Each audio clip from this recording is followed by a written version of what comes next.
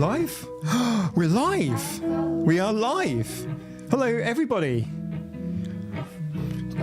Golden things. Let's see. Is it working? Is it working? Every single time. This is how professional things are over here.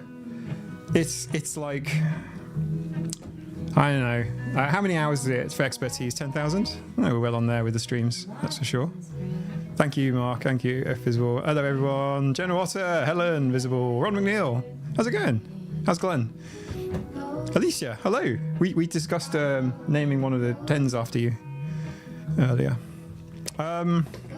Isabella, Yannicke, Visible, TJ. No one's late. This is like 2 minutes early. Like 2 minutes early. For the longest time, I was here in the line. Mountain, yeah, Moral Mountain Laura High Fives is God thinks it's Baron Moral High Fi. Wonder what the heck, Her Majesty's stereo, you know, to do anything. Exactly. So I'm going to get a hydration. As you can see, I have no hydration. Hydration? No hydration. I'm going to grab some hydration. I'll be right back.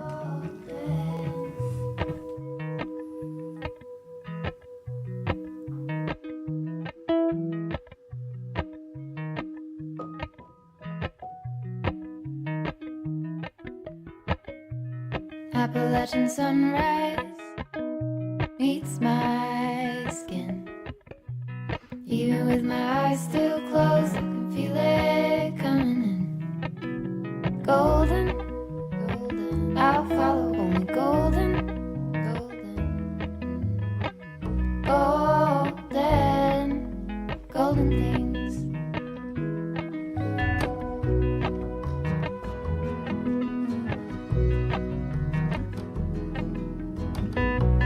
Mountain laurel high fives for miles in spring.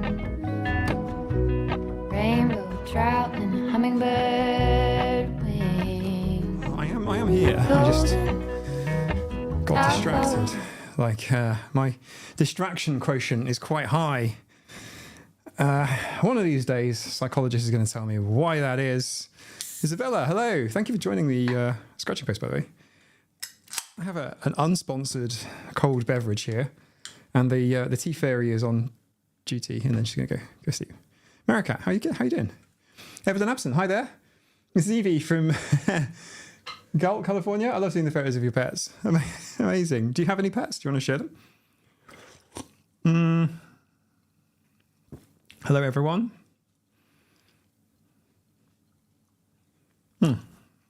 Right, so we'll finish the song. Because it gets the earworm out. It like, you know what I mean? It's an earworm. I haven't forgotten Tea and Tales, by the way. It's been months, but we're getting back on track with it. Message has been sent to Pete Warmby. Let's see if we can get him on the stream. We have some cool stream guests, by the way, coming up. I've been on the rampage, getting stream guests. What I really need to do is kind of, I don't want to say. Pause. Purple Wolf. Purple Wolf. Wolf. Aloha. Hello. Are you from Hawaii? That's cool. Gemini Jules. Hi from Florida, USA. Rachel. Hello. Oh, by the way, lots of new people here today. Can I get like a little bit of like stick your hand up if you're new? And by the way to stick your hand up is to press the like button. That's... Thank you, everyone, by the way. I'm just messing. I have a 3-year-old tabby. Oh, called Sophie. What a cool name for a cat, by the way. I'm just obsessed with Stitch. Lilo and Stitch is on my to-watch list since, I think it was TJ suggested that Lilo was autistic. Reminder to switch chat to live chat instead of top chat to see your messages. This is true. I'm on top chat. I'm going to switch to live chat.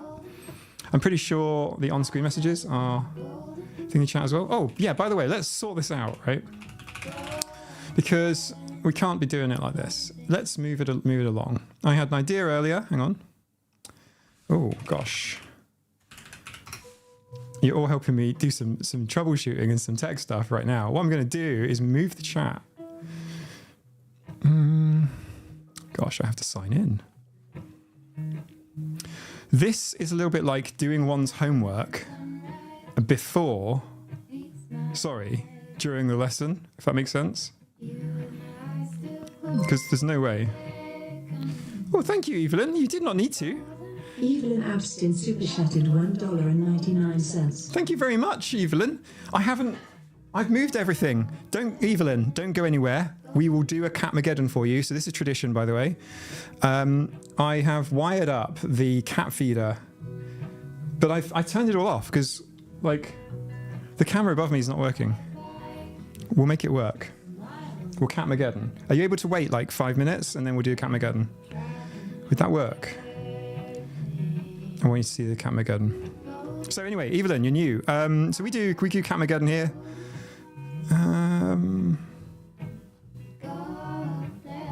Right. Thank you so much. It's super kind of you. Like you really didn't have to.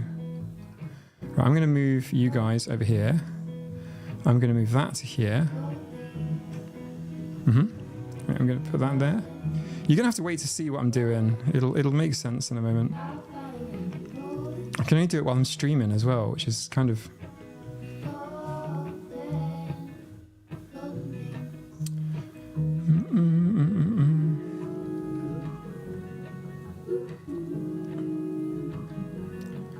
Okay, give me a second. I shan't be too long. I won't take up all of your time.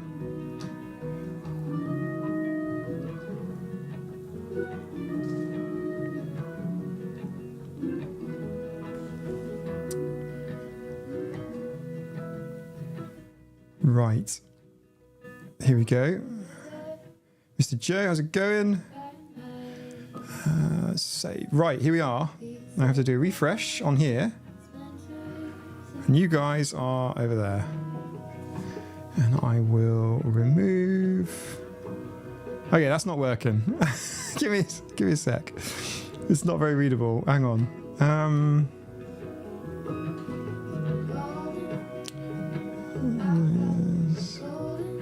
Let's go... Settings. Golden things. Let's do... Here we go. Oh gosh, that's ugly. Hang on.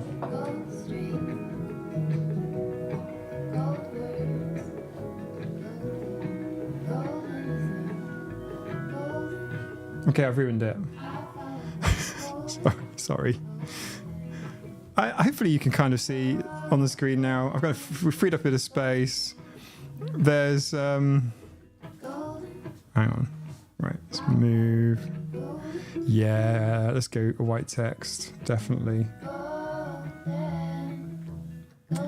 That is easier to see. Thank you all very much. Much obliged. Oh, and we can have a shadow as well. That makes it much more readable. Okay, cool. Now what I'm going to do is I'm going to move... I'm terribly sorry, everybody. It's not very professional of me. I know, it's like... I don't know if you had expectations of professionalism. Right, save, refresh. That's better. Hey, good plan there. Thank you very much, Yannicka, Chief QA Officer. Right, that looks pretty good. That looks kind of sick, right? I like that. That's nice. Much better. We do need a bit more screen real estate for where we're going. Where we're going, we don't need roads, so to speak. All right, anyway, how's everyone? Chugga. Justin, how's it going?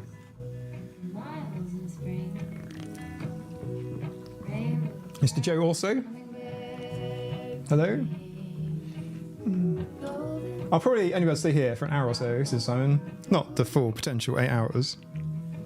Well, we have to train. We have to train for a 24-hour stream. Right. It's a parade. We're marching around everywhere. Get moving. Okay, cool. Right, here we are. So, gosh, Layla P, that sounds really bad. Do you have access to Coca-Cola? It's not sponsored. Like, fizzy black water with sugar. It's terrible for you, but a bit of a pick-me-up on a low-energy day.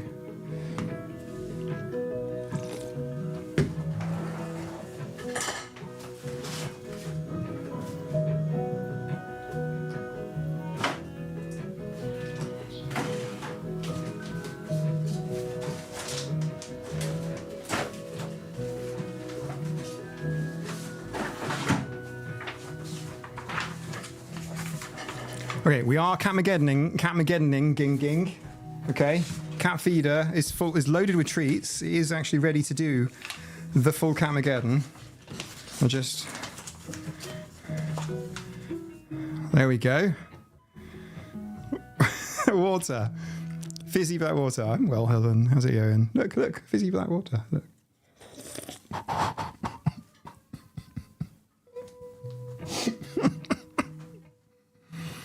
Sorry.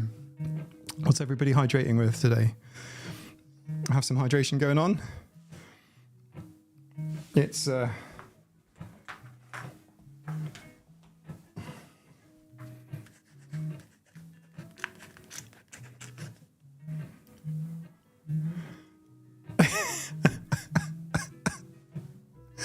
remember to hydrate. But, you know.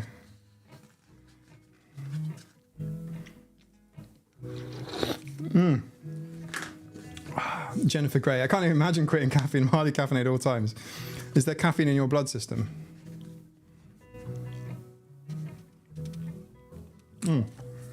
Mysterious drink, which is... Well, our kitties say hi. Hello, Rachel.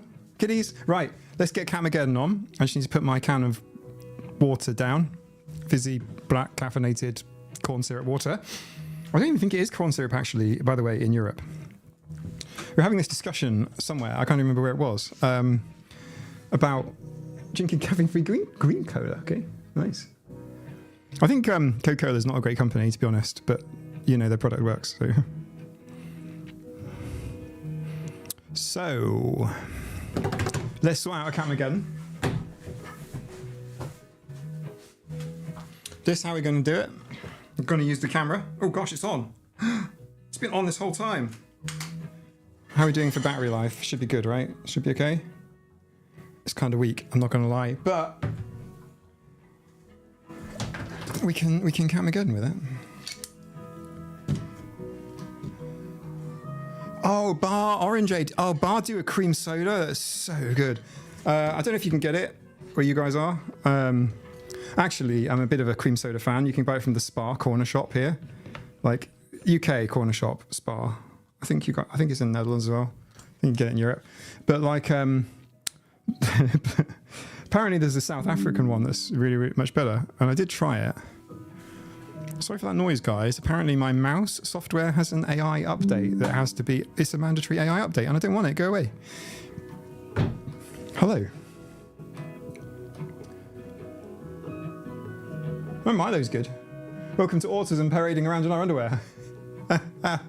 Okay, we'll do that on the 24-hour stream. But cream soda's nice. So... Catmageddon. Let's Catmageddon. It's going to have to be a bit of a manual Catmageddon. I'm sorry about that. Because ordinarily, it's an automatic Catmageddon.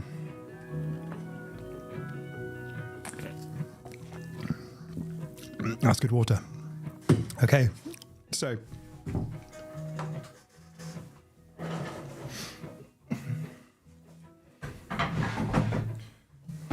Got to be reasonably mindful about...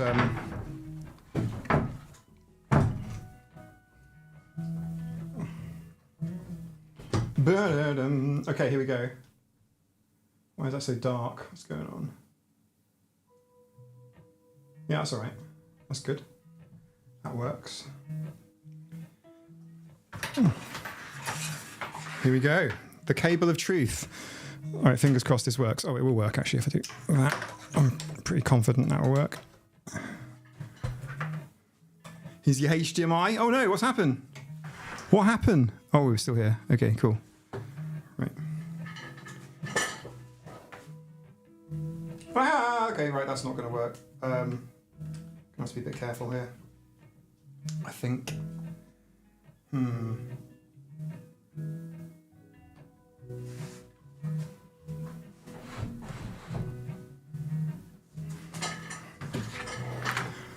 Okay, time to Maged the cat. Right, hang on. Video capture device. Let's do it. 1, 2. That's the floor, guys. Hang on. Invisible cup of hydration coming in. Thank you very much, T-Fairy. I hope you like your Minecraft pixel art. Whoever made that, by the way, was really cool. Oh yeah, check. There you go. See? Hydrate. Fresh cup of Joe. TJ. Right. I'm going to put that down. We're going to count again.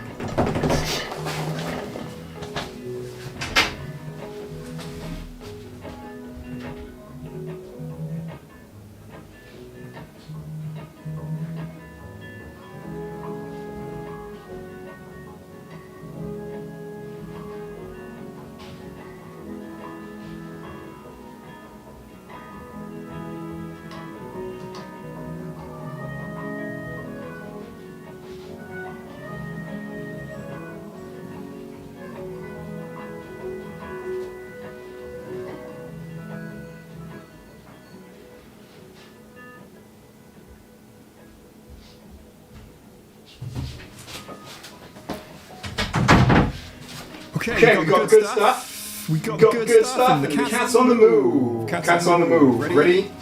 Okay. Let's get the thing up. Right, hang on. Right, I appreciate there's a bit of double sound coming out here. Let's mix it a bit better. Okay.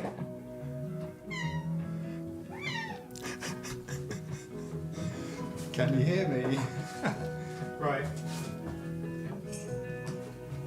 Someone count me down. 3, 2, 3.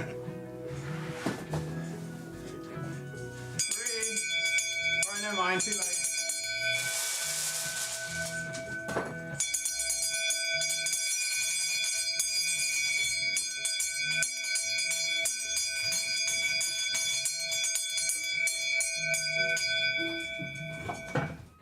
Are there any upstairs cats that are kind of stuck?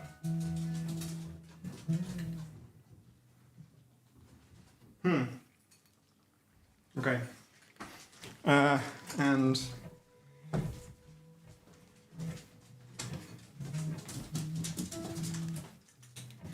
okay, a bit of light. Right, we have Catmageddon, guys. We've got Catmageddon going on. Double plus cat. Your cousin, your friend. 3, 2, 1. Let it be. Kitty's demanding tribute. Okay, who we got? On the bowl we have Hydra. Behind the Hydra we have an Emma. The white one is Gibson. And hang on, if I do this, I might be able to talk through it. Yeah, there you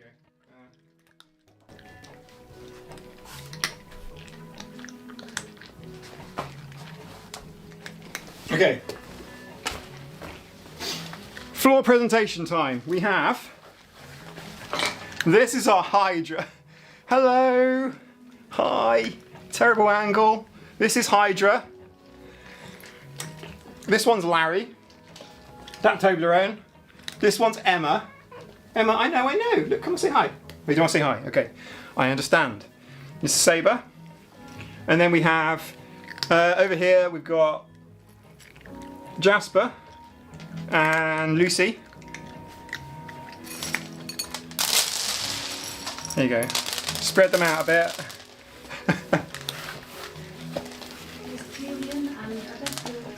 Thank you very much for the super chat. It's the super chat. Oh, here comes Deaf One. It's Pop Hole. Yeah, hello Pop Hole here. This one, Polly. It's Pop Hole. Pop Hole's deaf. She can't hear the Catmageddon bell. Over here we have Julian. Oh.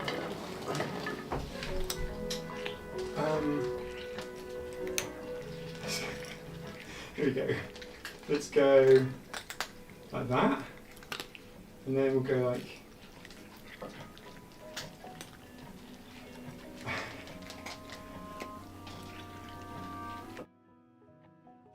There we go.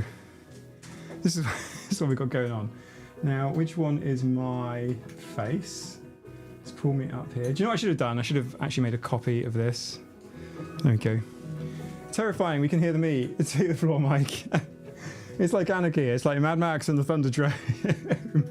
Except it's Cat Max and the Fairy Dome. Hydra is spooky.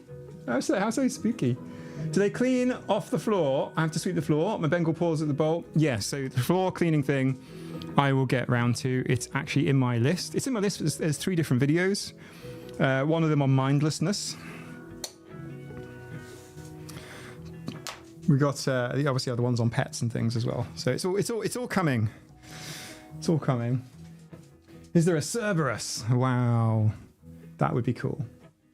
So many kitties. Yeah, I used to be a cat socializer for an animal shelter. Evelyn Abston. Well, Evelyn, thank you so much for your super chat. This is what happens on super chats, by the way, for those who didn't know. I actually programmed in a cat feeder, which is in the corner, currently loaded up, but it's not connected software-wise because I've kind of redone everything and no one was using it. So it's in the corner of the room now. So I've had to do a manual Catmageddon. This isn't a problem, but I can't move the chair. I'm struggling to sit. I might have to stand or lie down or something. Honestly, I took a spooky cat pic for the internet.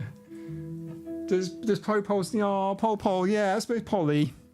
Have any correlation to her being white? Scott, absolutely, yes. There is a gene. I can't remember. Who was that? Was that you, Larry? Larry can eat over here. This Larry, by the way, visible friend, thank you very much for the drawing of Larry, which you can see on my latest community post.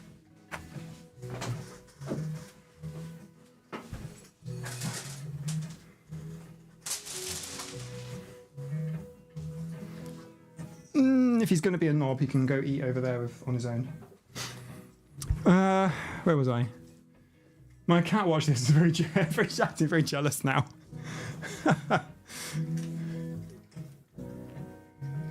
I mean, like, I have to wonder what your house smells like with so many animals and food lying around. I mean, right now, this room smells of cat biscuits. Not gonna lie, but the house doesn't smell at all. You know, cats are not particularly smelly animals. Occasionally, dogs, wet dogs. I've got a wet dog smell. Isn't particularly pleasant. But cats tend to smell like rich tea biscuits. What?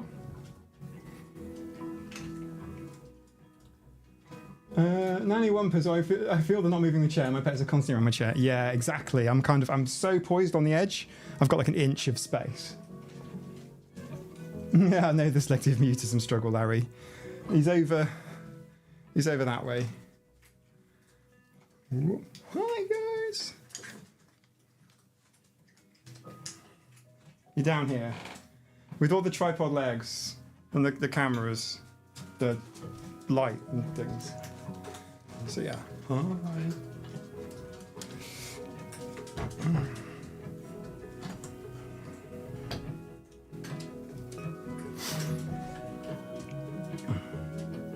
Dogs can get a double Merle gene that can mess with their hearing and sight. Yeah, very similar to that. I used to volunteer for an animal. Actually, I've spent quite a lot of years volunteering for animal rescue shelters, all animals. Cats protection before that.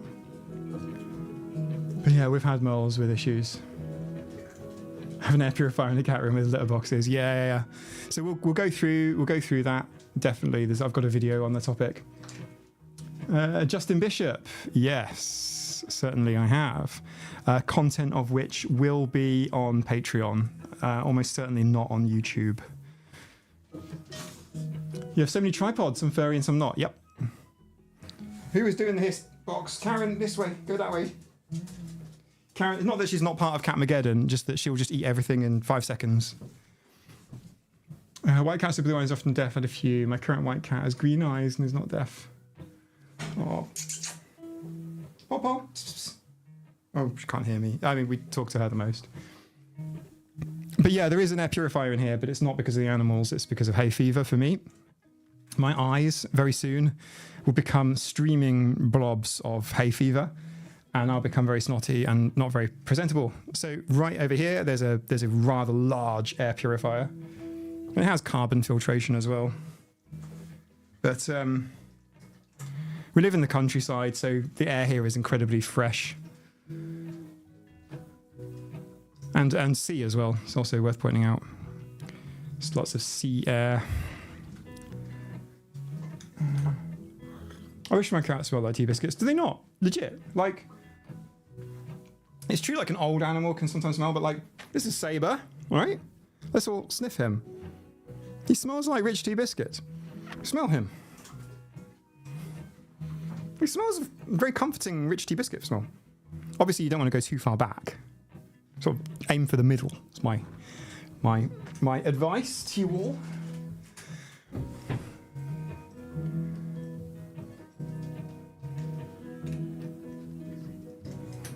But yeah, I'll make a. There will be relationship content, but it's two hands to do, one thing after another. I think my cats smell amazing, except for one sometimes. Yeah, sure.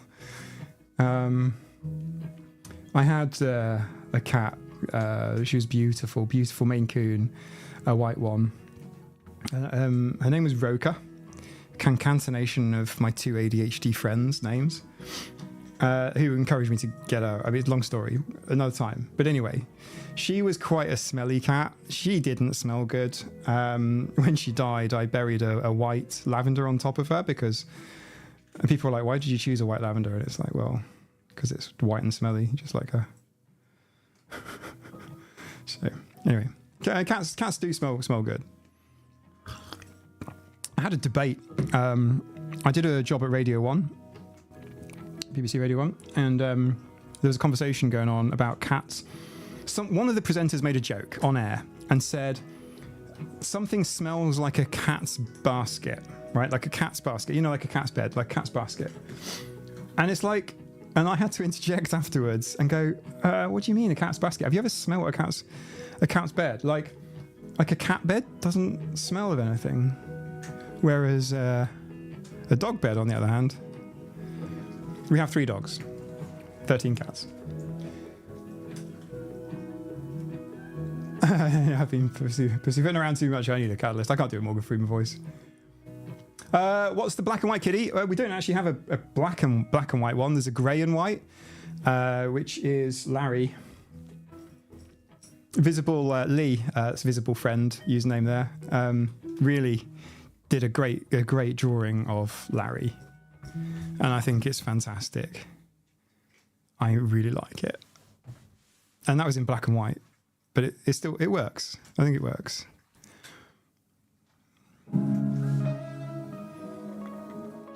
But yeah, I really dislike wet musty dog smell.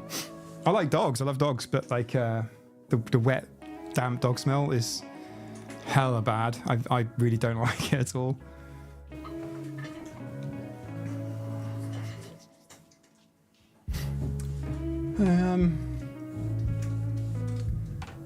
I'll be back. Must pick up package of post office and get aloe drinks for hydration purposes. I've never had aloe. Is it good?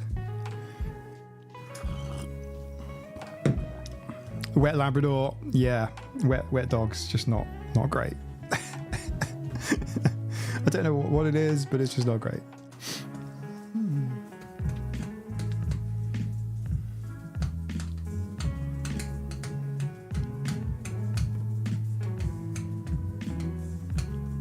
General, I want a dog without the smell and responsibilities. Well, you can actually have one of those by just walking someone's dog. I mean, that's a great little deal there.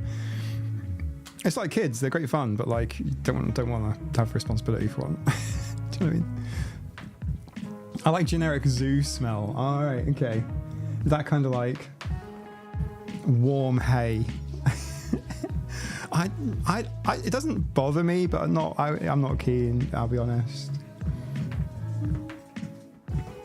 Oh, an autism service dog for free. Who wouldn't want an autism service dog? I have an emotional support peacock.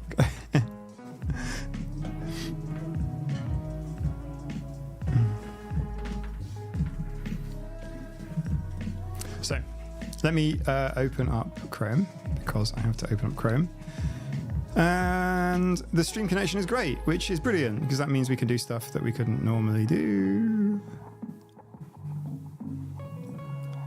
Did anybody see the live stream on Friday night? I mean, this won't be Friday night for you necessarily, where we did the Aurora Borealis. That was just amazing. I'd never seen it, and before in my life, it was just Well, not like that anyway. It was just incredible. Plushies are a great substitute for pets, 100%. Earth, welcome back. Well, first of all, I just wanted to reprise the amazing live stream, the amazing experience of Friday night, UK time, when we had the Aurora Borealis, the Northern Lights. And it was so cool. I thought, I'll share it with you guys and do a live stream, which is still available, by the way. You can see it on the channel. And pointed the camera, took out 2 cameras, pointed them to the north, about 5 degrees off the horizon, like really low. Couldn't see anything. And then Nina, the hydration fairy, she turned around and said, "It's behind you." I looked behind me and it was just beautiful, like reds and greens. You could actually see the color, naked eye red. It was, I didn't even think that was possible. It's just beautiful. Amazing Northern Lights. Like core memory, basically. I will remember that forever. And it was so much fun to do a live stream at the same time. So it was amazing, but I crashed about 2 a.m. In fact, 2:30 a.m. it kind of came back, which was amazing. Laura, hi Mike, I'm lurking tonight. We'll catch up tomorrow. Nice to see you here, Laura. Hope things are going well. It was awesome. Didn't see anything here in New Mexico. I do wonder how far south it went. Quite far south. Look, all of Canada, obvs, but the southern Canadian border was under the red, same as here when it moved over. TJ saw it in Colorado. It went quite low. Maybe there was a chance in New Mexico if you looked really far to the north, but it was really unusual. Some people saw it near Sydney, which is incredible, the southern one. Obviously, I'm not teaching you guys to suck eggs. And then some people saw it from the north of Japan as well, the northern Japanese island. Have you seen the new Robo Dog with a flamethrower on its back? No, I want one. The Bay Area did. Wow, Lola P. The Bay Area saw the Northern Lights. And the irony here is that the Northern Lights, right, weren't north at all. They were south. So we were all looking that way, which is north, and they were over there, which is south. It's like the Northern Lights had gone so far south that they were overhead and south. It just blows my mind. It just blows my mind. I've got some lovely pictures from it, which I haven't really gone through them all yet. But I can show you a few of them on my phone. Let me do that. If you look at the credits of my last video, you'll see the thing. It just looked like this. It's just astonishing, absolutely astonishing. Look. That's an iPhone photograph or a Samsung Note photograph. Beautiful. I got a funny one on here. Here you go. That's Maisie. Look at that. Look at that, guys. I'll make it bigger. Look at that. Look at that. It's just like, what? What's going on? Oh, Maisie's here. Hey, Maisie. I'm sorry, you missed. Okay, here we go. Look at the bowl. This is Maisie. Oh, Maze, come here. Maze here. Oh, wrong. Maisie over here. Come say hi. Sit. Oh, please don't knock everything. There you go. Look. Yeah, Maisie. Look. Maze. There. Showed him the nozzle. Oh, gross, Maze. Dog just burped. Do you see what I'm saying? This is dogs, man. Do you know what I mean? Dogs, man. Yeah, get me. You get me. Okay, I think Catmageddon is basically over. Very hopeful Larry there. Very hopefully, mournfully looking at the bowl. There are a few biscuits on the floor. He's going to go for a floor biscuit. Yeah, he'd rather have a bowl biscuit, but the bowl was empty. That was a decent array of biscuits there. It was a mix of Dreamies and Purina.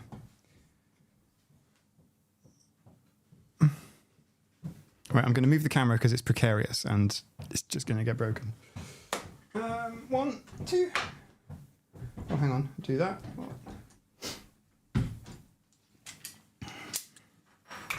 Precarious camera gonna get broke. Precarious camera is gonna get broke. Precarious. Dog gas is the worst, yeah. It gonna be. Guy on the spectrum. Welcome. How are you guys surviving in this economy day and age? It's less fun than it used to be. Like, used to be a lot better. Like, I couldn't afford to get my house, like buy my house. That is not a thing I could afford to do now. What the hell? How is that possible? How is that a thing? We'll do some economy finance videos. That's on my list, very much on my list. A 45-degree latitude, the aurora was straight up. That's just amazing. Like the photos from the Netherlands and across the UK, the pictures people sharing were just unbelievably amazing. Like, I just couldn't believe the pictures people were sharing. It was just like, just blew my mind how far south they were of me and still seeing the same sky. It was Tracy K, Mike, you sing at things like I do. Did I sing? I'm sorry. Did people leave the stream? Did I do something wrong? I hope not. Yeah, my last holiday, I mean, last year, the last couple of years, I've had a lot of worky, businessy trips with other people. I don't consider that holidaying. Last holiday, 2019. Nina's last holiday goes back a little bit further than that as well. Because I just did a diving trip with my kid. And it's like, it's just, yeah. I would like to do holidays as well.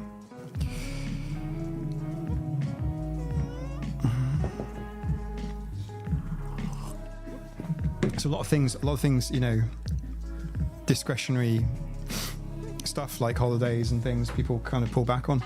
Do other stuff instead. I think Netflix is doing a roaring trade. Am I playing Lo-Fi or is it Mike? It's Mike. It's me. So one of the things that I thought would be quite cool, and I've kind of earmarked it for later, kind of 24-hour time, is to play a little bit of Baldur's Gate. I played... have I installed it here? Please tell me I have. I have. I played Baldur's Gate 3 before going down the YouTube rabbit hole, and I literally stopped and haven't finished it. So we could restart. That could be really good fun. I also want to hop into Minecraft and look at some stuff. Also, pets need extra money. Yeah, I mean the pets are the big thing. And it kind of makes you kind of stuck as well. Oh, good to know. I thought I left a tab open. Yeah, no tab. No tab.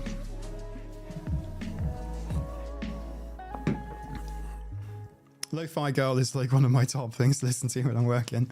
It's if people don't know, if you type it into YouTube, Lo-Fi Girl, there's like a constant stream running. They've actually got quite a few streams of different types of lo-fi, sort of chill music or chill beats, and they're really good to study to. There's something about the kind of the monotony of its particular the tracks it chooses, or they've chosen. It's just incredible. I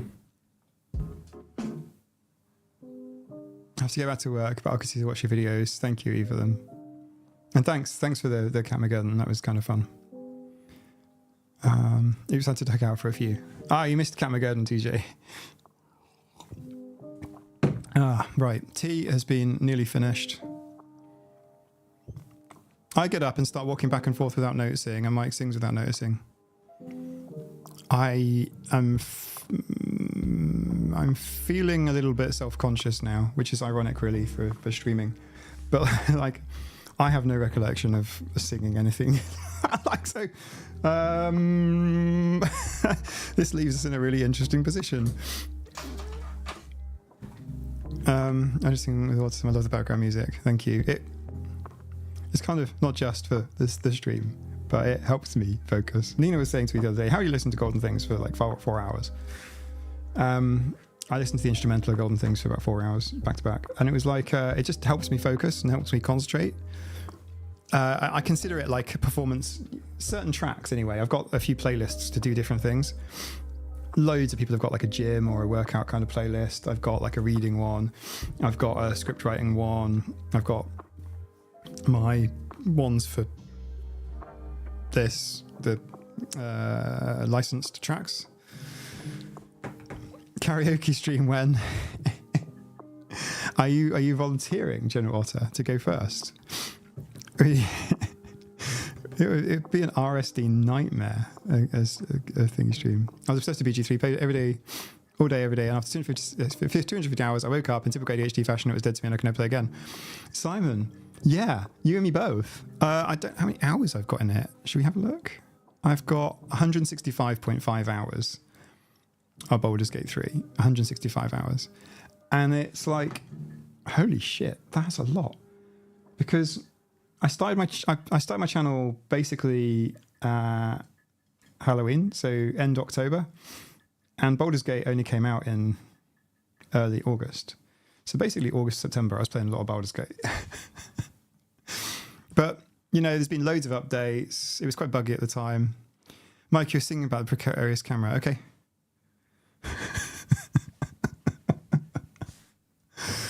To be fair, if you said anything there, I would believe you. I had no idea. I can sing if you want to lose all your subscribers. General Lotta, you may not really realise this, but I lose subscribers when I stream. Should we see how many people we've lost so far? Shall we see how many people the channel has lost? Let's have a quick look. I'll have a quick look and see how many subscribers the channel has lost since streaming. Let me go, because people actually unsub on the stream. Audience. No one is unsubmed. All right, you're going to do it now, aren't you? Just for fun. But like, I would say 9 out of 10 streams have got many negative subs. People leave, especially the early streams. People left those really fast. People couldn't. They just left them like it was COVID. They're just gone. You know, like the stream is like a Boeing. People were like, I'm not getting on that. They were just turning around.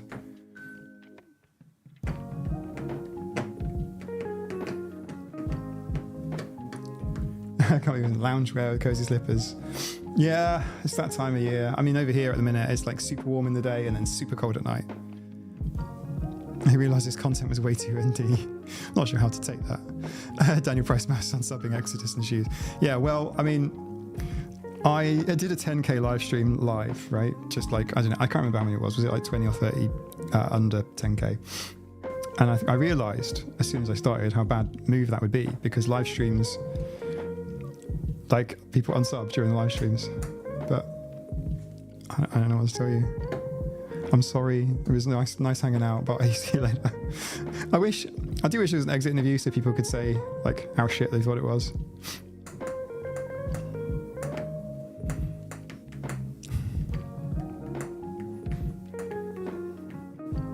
We found out trying to house sit a cat. Oh, Len. Len's a beautiful, beautiful, beautiful cat. Huge. Mr. Joe, I'm out of here. This is boring. It's not like, I don't think boring is what made people leave. I must have either offended them or they were like, this isn't for me. I mean, it's called Autistic AF, what do they expect? I thought it's Concrete Jungle. Just putting it out there, being clear, just saying that's how it goes. But like, Layla P, come on, let's go. I left a Patreon stream for this stream today. I would like to have you know. Do you want to say who you left, Layla P? Whose Patreon stream it was? I didn't even realize you could stream on Patreon. I saw a feature, but I have never seen a stream on Patreon. It's YouTube and Twitch all the way. Even Twitch, I don't really look at too much anymore. I've got a couple of acquaintances that stream on Twitch. How about have they thought around being us was making their NT stand out too much? There's also that potential as well. And like, I'm not trying to do. Helen, I can't see you offending anyone. Well, Helen, I have lots of comments. I have a lot of comments, and I was chatting with Meg about it, and she says, "Oh, you should tier rank them." I know how much she likes a good tier ranking video, so that'll happen. I know she also did a tier ranking video with some hate comments. Yeah, mine are better. The upset comments here are way higher, are way better. I think Discord streams are probably better than Patreon streams. Yeah, general. I think the client software is better, but you know, if anything takes an RRT, SP, or an SRT stream, it'll work. It'll work. What's happening here? Oh gosh, I haven't logged in. Hang on. So many things to worry about. Recapture failed. Invalid password. 1 second, please, caller. 1 second, please. This is the thing with live, because live means like live, doesn't it? do you know what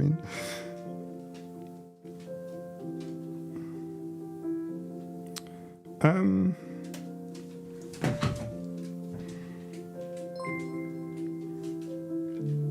Welcome, Shaxter77.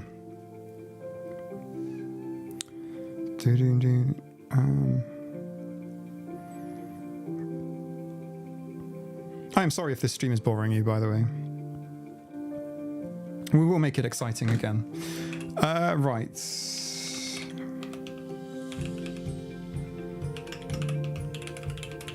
Here we go.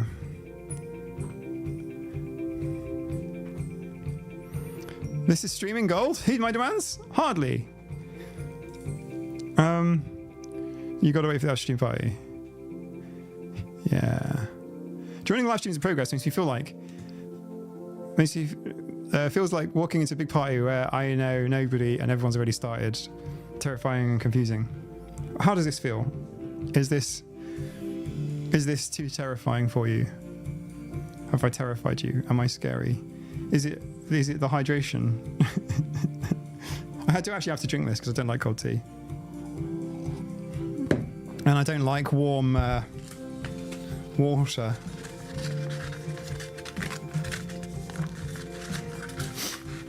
Just like, look, water. Yeah.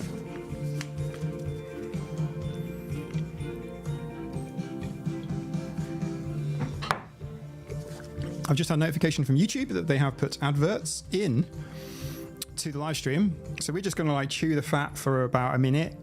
So anyone who doesn't have YouTube Premium basically can join us back again. Meanwhile, I'll just drink my water.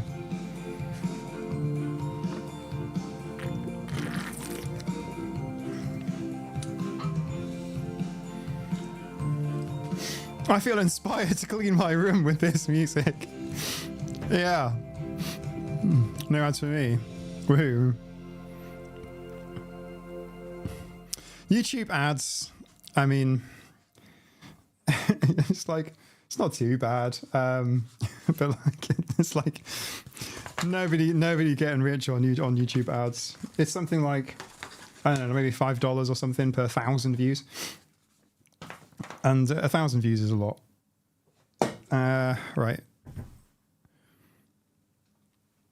But I mind, yeah. It's not Coca-Cola, Yannick. It's not Coca-Cola. It's water. I've labelled it. One perk of my password manager is it's per URL, making phishing harder. Although I have not yet needed to be saved by that, thankfully. Yes, same. So the password manager I use, so many people like 1Password and blah, blah, blah, Google, whatever, is I use iCloud. I shouldn't really be telling people what I use, right? Not that, you guys aren't trustworthy. I know who quite a lot of you are, but you never know who's watching. Are they going to come after my iCloud? But yeah, iCloud's great because it is also per site or per account. But they're not very memorable passwords. I just have to hydrate because I'm a real person. But like during videos, I'll just edit this out. Do you know what I mean? I just sit there, pinch my neck a little bit, flap something, and then finish. You know what I mean? Cut this out. I'm not trustworthy. I also use iCloud. I find YouTube chat easier than Discord. I actually prefer Discord chat. I will be honest. There's a user in the stream called Dogshite, which is only visible if you go to live chat instead of all chat. Oh no, you can see it. There it is, over here.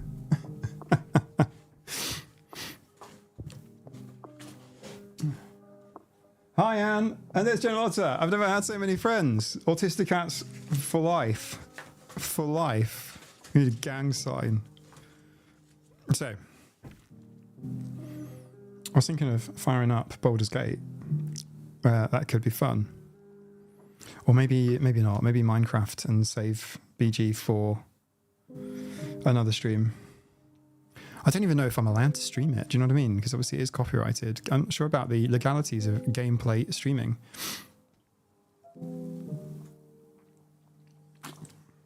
I know Microsoft doesn't mind you streaming Minecraft, but I'm not sure about the others. The code is 12345. Amazing. Same combination using my luggage. Space Force. I love Space Force. Right. Sorry. You guys are making me laugh. It's kind of funny. I'm not sure. We've been streaming now for what? I mean, how long has the stream been on? Let's have a look. About an hour, right? Let's have a look. Yeah, about an hour. And we've done nothing. Oh yeah, we've had Catmageddon. Say Big Flirt. Yeah, exactly, Annika. I think I will. I think I'll check it first. Check the rules. Fortunately for Discord, no such rules well, I mean, in theory they do, but ain't no one gonna be checking. Has anyone, Autism Addict, has anyone seen this awful autism live channel where they promote ABA? Tell me. I don't know if I've seen it or not. Without you telling. General Otter, when will you upload the meme review? So I've been scrubbing through some memes from the Feral Memes channel and literally pissing myself laughing. When I say literally, I mean I'm continent. I mean literally, as in literally, it's literally a joke, not literally wetting myself. Jennifer, hello, welcome. Sorry, you came back at a really strange time. So this is the stream is PG-13. I just it was funny, is what I'm trying to say. In fact, one of the memes, and two of the memes, are about having these really cool ideas in your head, and then when it comes out verbally, it all goes blah. It all goes blah. And it's just blah, blah, blah, blah, blah. So anyway, what is this ABA? Tell me what this site is called. Quick. Tell me. What is it? Has it got a lady that presents it with short grey hair? I don't want to hear anything with Autism Speaks. No, I mean neither, but they're quite dominant. I think one of the things about Autism Speaks is that they have a large mind share with organisations, and they've got a really good, I say really good, I mean compelling to neurotypical people who aren't going to do due diligence. I think that kind of is what pisses me off, right? Is that part of due diligence is just a simple Google search. Do you know what I mean? Anyone can do it. Everybody's got a phone with internet. I think I can say that now, right? It doesn't matter if it's 10 years old. You can't go to Google and write Autism Speaks and just go to Wikipedia or something and just go and have a look and see what the issue is. You can't do a bit of due diligence. Are you that stupid? It blows my mind that companies won't do that. They'll just go, oh, Autism Speaks. That sounds like a good idea. It doesn't matter what the organization is. You look it up, right? Like, once I was involved in fundraising for Medicine Sans Frontières, a great charity, Doctors Without Borders. Doesn't hurt to hop onto Charity Navigator and see how they're doing, and they're great. In other words, there's no CEO gobbling up all the money. it goes and gets used. This stuff happens with what's there. So that's kind of what the issue is. That kind of is the people can't even Google. And there are other autism charities, of course. Very much so. In fact, Autism Speaks is not particularly active in the UK, obviously online, crosses borders, but the National Autistic Society dumped the Crying Child puzzle piece logo, and there it sat on the rubbish pile for a while, and Autism Speaks dude comes along and goes, oh, that looks like a cool branding idea, let's go with that, what the Brits didn't want, because it's offensive. Do you know what I'm saying? I don't want to do a Hobson's kind of lawyer and cite the Nazis, but you know, it's like someone coming along and going, oh, that's 1930s, 1920s, 1930s symbology is very compelling. Let's pick that up and use it. That's the very difficult thing. I watched the ad, it's disgusting. Yeah, it is. And they haven't actually apologized for it. They say they have. They've taken it down, etc. But they haven't actually apologized for it.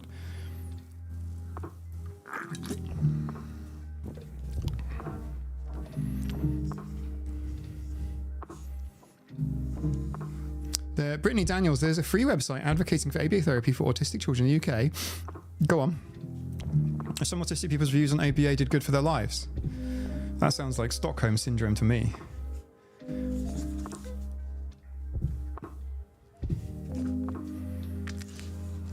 Mr. Joe, do you know that they pay the board 100 million US a year? Just got to be careful what you type. You're not going to get into trouble with me on that front, but I know that you're making YouTube videos now, so just a piece of advice: double check everything. Be correct in your speech, as accurate as you can. They're pretty terrible. Like, I don't know how much the board take, but Charity Navigator will tell you. It'll be huge amounts. Historically has been, by the way. They've had very low scores. Video of them jumping on kids in passing went viral here in Oz. That's pretty bad, yeah. That would cause a shitstorm with me too. Behaviorism. So I've had a few... ADHD dude? Who's that? On YouTube? Okay.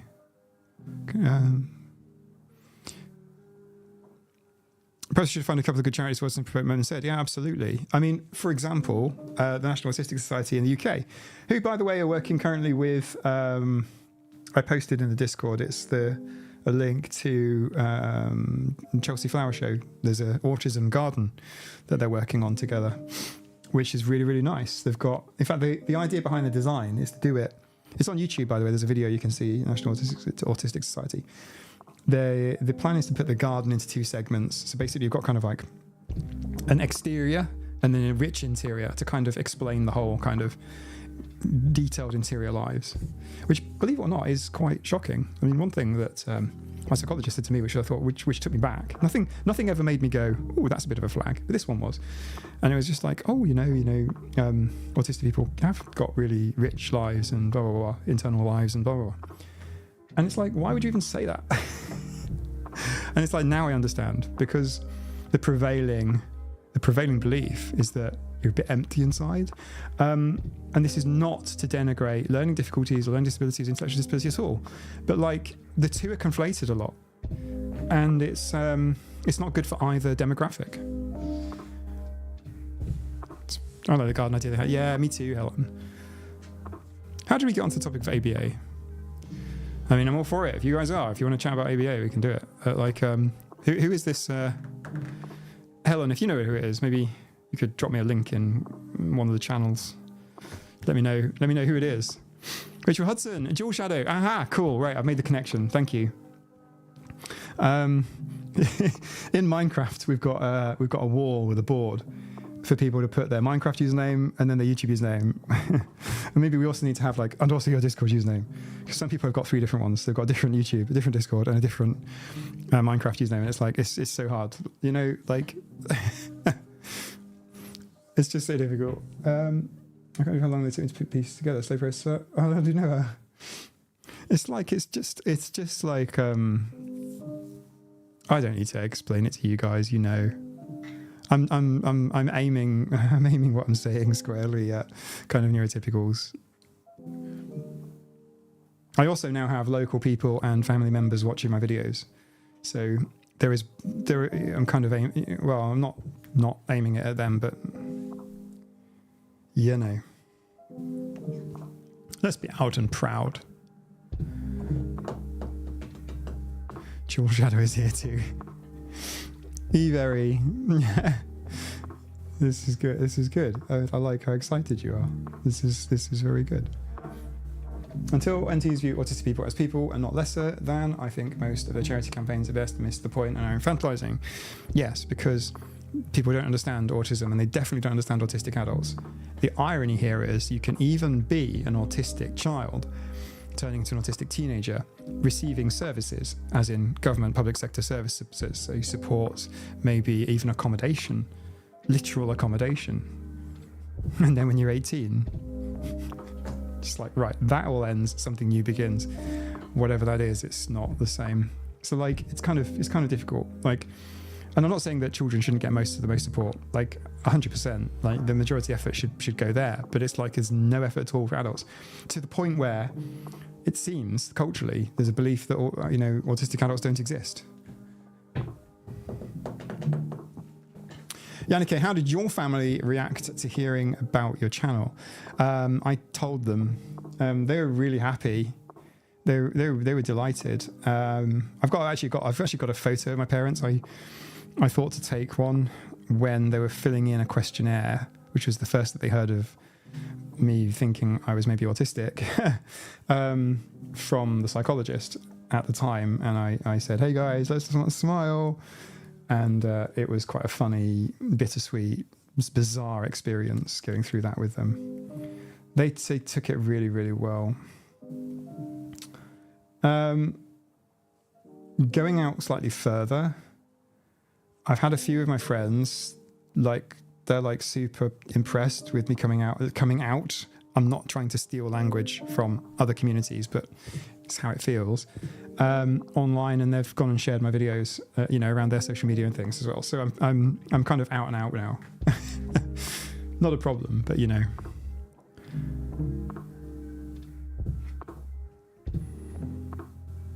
And I shared the first one of the ones I think is first video I found out making autistic YouTube. Ah, okay, cool. Thank you, Helen. Thank you. I like Discord for this, guys. Like, I'm not going to keep banging on about it. I'm like, but it is literally life changing. And you know, I get notifications from all kinds of stuff, and I manage it. I read my email twice a day. And since starting this channel, it's actually been like generally really, really nice to get emails about, you know, emails from people. It's been really lovely. But like, a Discord means I can just sort of manage my notifications. So my notifications are off right now, but then I can like pick up my phone and go, cool, and then just read the notification view. I can get up to date in the time it takes me to make a cup of tea. I think it's nice. They're proud of you. You should too. Yeah, thanks, Ellen. I feel very privileged to have been able to have the conversation with them. As for Nina's family, Nina told them, and then immediately said to me, "I'm really sorry. I shouldn't. Maybe she should have told them. You know." And it's like, no, it's cool. It's fine. I said, how'd it go? And she said, I told my mum, and she said, we thought you were.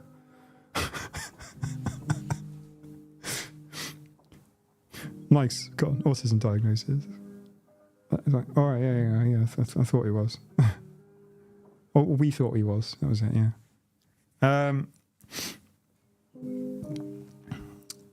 And it's strange. I've noted, particularly from other adults, ones that I'm, you know, a bit further out from an onion. I think of onion layers, right? And, you know, the further out onion layers, and some of them it's happened a couple of times, and they've spoken to me loudly and slowly, not in a sarcastic way, but they've spoken to me like I'm stupid. Well, look, if I were utterly stupid, then even so, that's a rude way to talk to people. But like, these are people that don't know me, and you know, so, you know, it's interesting, and nobody understands autism. So everyone, my parents were pretty good, actually, I thought, in general. My mum is like, oh, no, my precious boy, no. But, you know, she's suffering from dementia, so I'll let her off on that one. But, like, generally speaking, people don't know about autism. They just do not know at all. So my channel kind of grew from making a few videos unlisted for them. In fact, my monotropism video was actually, I know I made it like a YouTube video. That's the first one that's public on my channel. That was made very directed at certain people. It's also the most popular video on my channel. Wow. And also my first ever public video. And I aimed that specifically at some people. I have some people in mind. One of those people is going to come on my channel and do a collab with me, by the way. We'll have a talk. She's trying out different ADHD medications. So very interesting. We should, you know, have a little chat. I'm sorry, when I go into a bit of a zone there, I lose the chat. Where am I at? Let's do a quick chat. Let's do a quick chat read. I'm just going to drink some water and read the chat, okay? Has everyone got their hydration?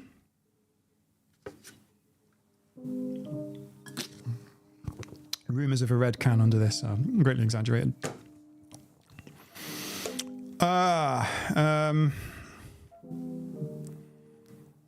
Mike, do you have siblings? I don't know. I was born my only child.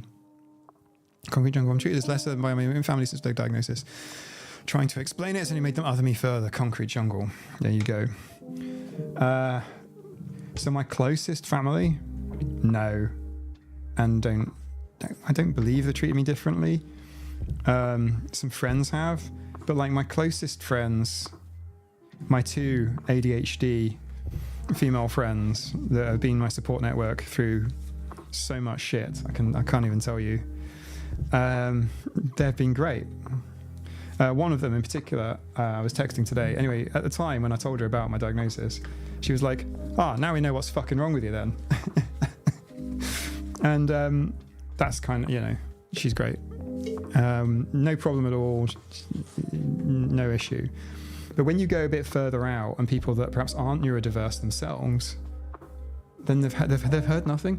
Like people that are, let's say, late diagnosed ADHD, and they spend an equal amount of time online searching and reading and things, they'll start to pick up, because ADHD and autism have got similar outcomes, even though the causes are different. So they'll end up kind of picking up by osmosis some information about autism. But tell me now, who the hell picks up information about autism from their daily lives when they're going shopping, when they're out and about, when they're watching television, movies, Netflix, whatever? Who picks up information about autism that's good, accurate, helpful, healthy information? Take Sheldon Cooper, for example, from Big Bang Theory. Is that a great example? Is that a great... That's kind of the most prominent, you know, is making $1 million an episode. Like, is that kind of what people think? Is that how it goes? It becomes really interesting, because then people go, well, you're not like him. Therefore, you know, it's like penguins can't fly, but they should be able to fly because they're birds. All birds can fly. And when someone's like knowledge is at that level, you just go, oh shit, where do we begin?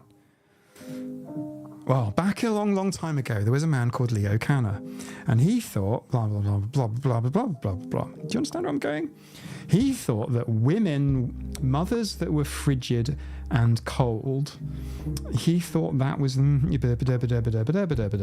Anyone watching this afterwards, that isn't actually quite right. What I'm saying is true, but like that's not true. Does that make sense? Historically accurate, wrong, not real. Historically, help me out, chat. Please help me out. I'm just reminded of a video I've just recorded, and there's a couple of memes in it, and they're like, you got this idea in your head, and then when it comes out as words, it just comes out. I think of it as like, you know, there's like sausage machines. There's really gross sausage machines where you put like loads of meat in everything. I'm vegan, but I haven't always been. But you put a load of meat in the top, and then you churn this thing. Yeah, same thing for vegan sausages too, by the way. They put all the ingredients on the top, and then they churn this machine, and then out it comes a sausage. That's like my idea, this sausage being excreted from a machine of mangled ideas. Where are we at? Friends. My son received benefit money for his autism until he left school, and then it was cut off to zero.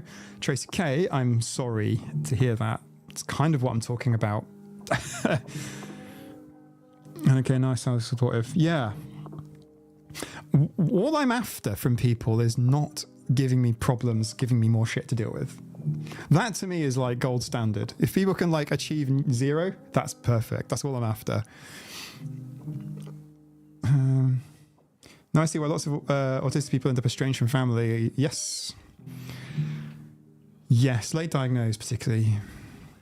It's like leaving a cult. I've done that too. It's very similar.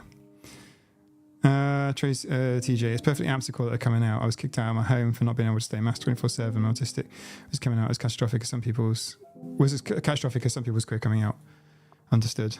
I mean, I have had the whole you're acting more autistic lady.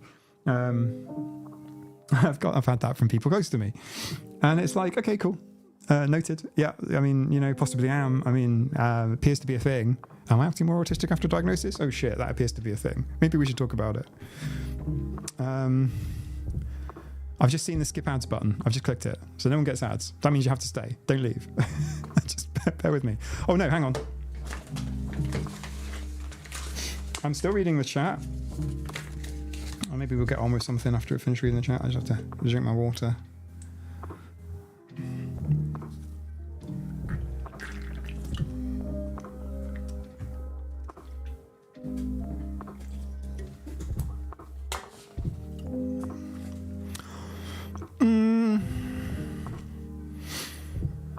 Maybe the autistic people are non-verbal because they have nothing to say when they know they won't be heard.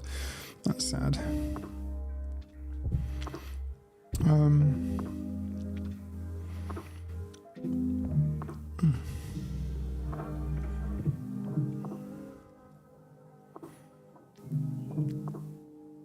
Okay, I'm actually reading, but I better not say too much because I'm gonna be confused.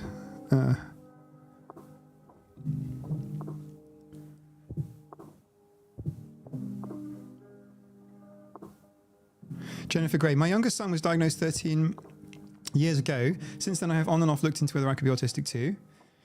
Common pathway. Decided I was a few years ago and am not, you mean now, in the process of being diagnosed, right? Jules automatic, totally get the not wanting to speak thing. I didn't speak at school for about 3 years. I'm making up for it now. Help me out. It's not selective mutism. For a full explanation, see my community post on the channel. Quick posts. Picture of Larry drawn by Lee, which I think is just hilarious. I love it so much. I sent it on to people, including my ADHD friends. They thought it was really cool. Can I tell you actually what they think? They were like, people like you on the internet. That basically. Hey Wendy, how's it going?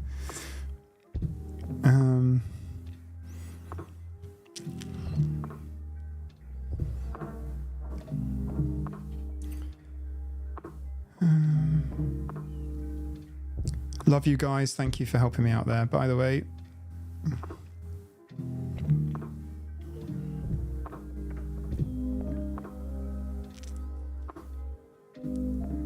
Lee, poison ivy. I'm sorry.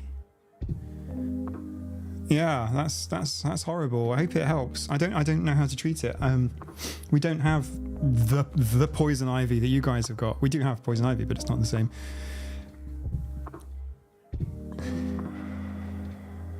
I'm more autistic because I'm into it and I'm masked rather than be a victim. Yep. I'm still reading. Grenex. Yeah, me too, but I didn't grow up in it.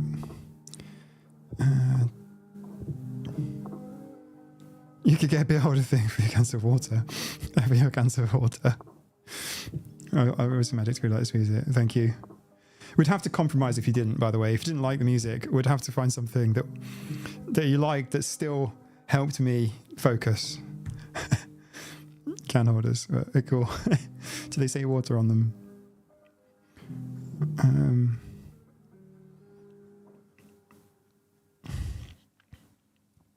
Mr. Jerry, he's still angry about Autism Speaks. I'm angry about Autism Speaks, I'll be honest.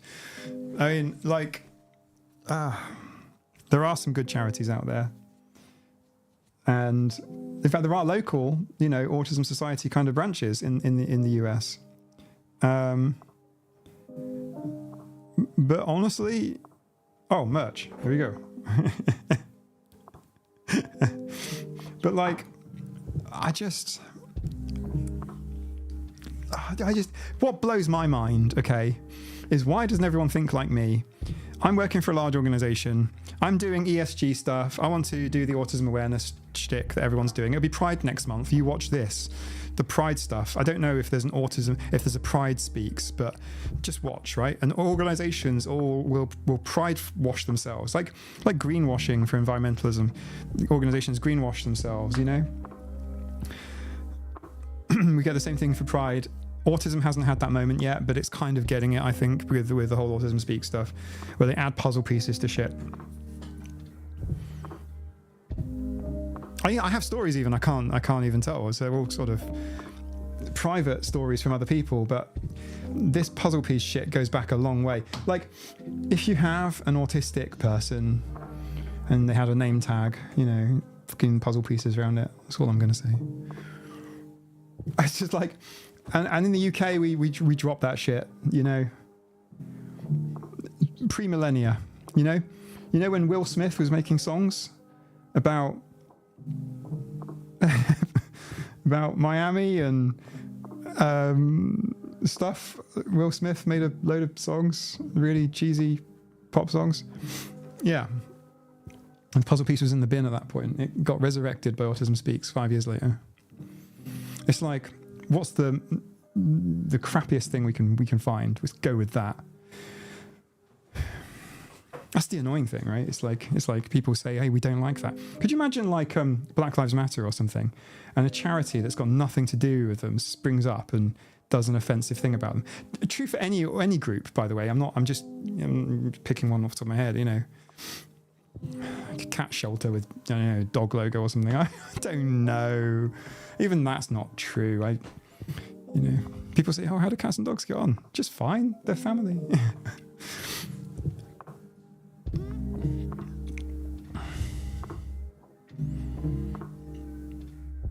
I'm adopted. They use puzzle pieces too for us as well. I'm sorry.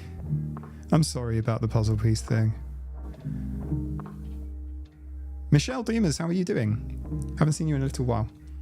Working with a burnout coach and learning to trust myself after a lifetime of being told what's wrong with me. What does your burnout coach teach you? Because I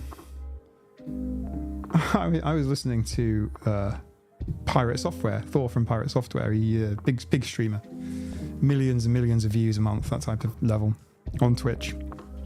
And he said something that really resonated with me. He was talking about burnout and essentially equated burnout to when your time, your day, whatever, I'm paraphrasing, so bear with me, is filled completely with stuff that's coming in from outside, actively and passively, that you have to do or have to deal with that isn't of your choosing. And a lot of burnout coaches and therapists will say the prevailing wisdom for curing burnout is actually do more, do something active, do something you control. And that'll help you to kind of recalibrate yourself, because it's not great. There have been times in my life when I've had to do nothing but survive, where I've just had to wake up, I've just had to barely feed myself, I lost over 10 stone in weight, blah blah blah blah, just constantly got to just bat off stuff, deal with stuff, firefighting, things are happening to me, I've got no agency, I know what it's like.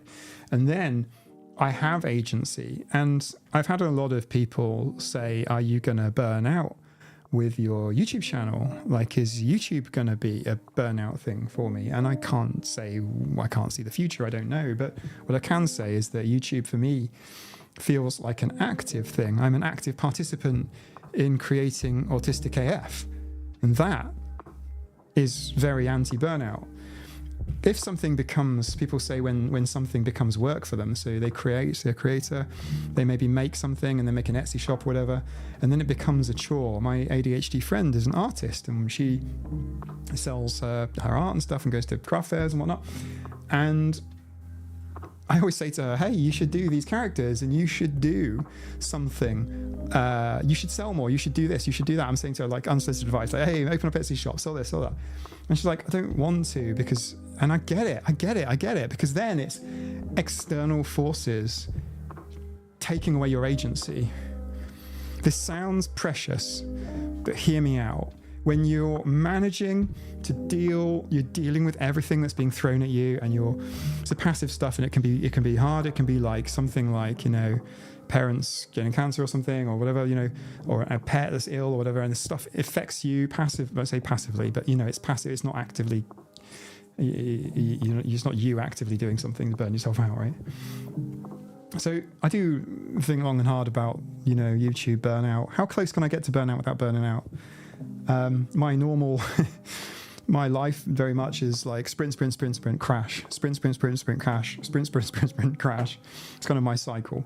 But with respect to this YouTube channel, the things I've committed to on Patreon and so on, it's very much an active thing. I'm going to do this. If you're in burnout and you have an opportunity to do an active thing, so basically, look, you're diluting all the shit that you have to deal with in your life by a few % of stuff that you choose to do. That's kind of what I would say about burnout. I kind of want to do a video on burnout, not the usual video on burnout, which I'm sure you've seen from every creator so far, but like how to deal with burnout from somebody that's smashed themselves to pieces so many times, made themselves sick, being in the back of an ambulance, that sort of thing. I just like from just overwork and over pressures. And it's like look, my life is not completely self-actualization, is not completely self-actualized. More than most, for sure, and I'm grateful for that. I am, but I want to encourage other people. If you're in burnout, just I know it's the last thing you feel like you want to do. Like you really don't want this. You do not want to add extra stuff to your plate. I get it. But like if you add something to your plate and you do it and you the boss, you mastered that thing, that will help reset your dopamine. Okay, anyway, I am not a licensed blah, blah, blah. I'm not a psychotherapist. I'm not, and even if this is not medical advice, blah, blah, blah. But what I am just saying is that is the prevailing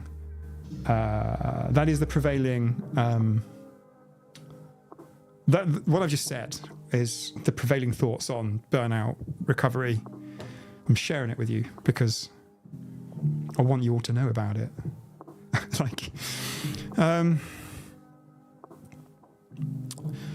When I was in crazy burnout, one of the things and we're talking about years, I will go into a lot of this stuff. I don't know if I'm going to do this on YouTube or if I'll have to hide it. Maybe I'll talk to some people on Discord. I think might be my preferred method of this. I don't know where I'm at on it yet. I share a lot of myself on the internet, so it's like, okay, is that a step too far, Mike? Okay, but like, I started volunteering at a cat shelter. I did it in the UK, and then I did it later on the island when I came here. And it's a case of that volunteering, even when I had nothing else to give, returned to me not just friendships and an intrinsic happiness that I can't find words for, I'm sorry, but like, take my word for it, trust me, bro. But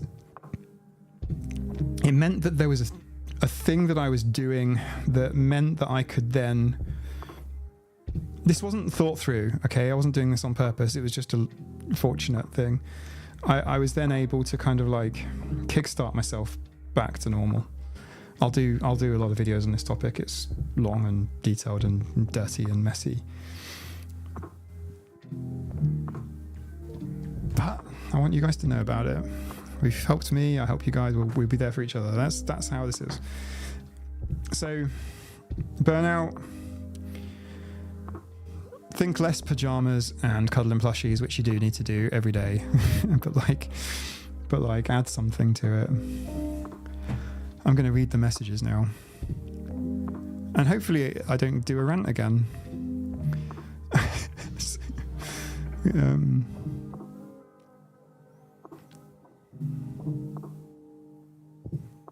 I'm reading.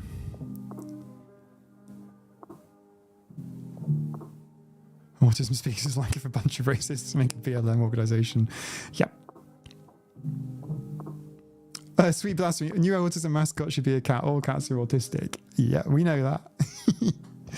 It's okay. I hate Sideways Rainbow too. Oh, okay. There's like, I like what Kaylin Parlow has made a video, a little short one. I think it's on Instagram or TikTok or something. I don't know. But where she talks about like, can everyone just be happy? Can we all agree on something? And she came up with the idea of like a fingerprint, which is in rainbow colours. And she's just like, it's almost a piss take, but it is very funny. I don't think we need to all agree on something, but it's almost like the puzzle piece is a misstep, a historical misstep.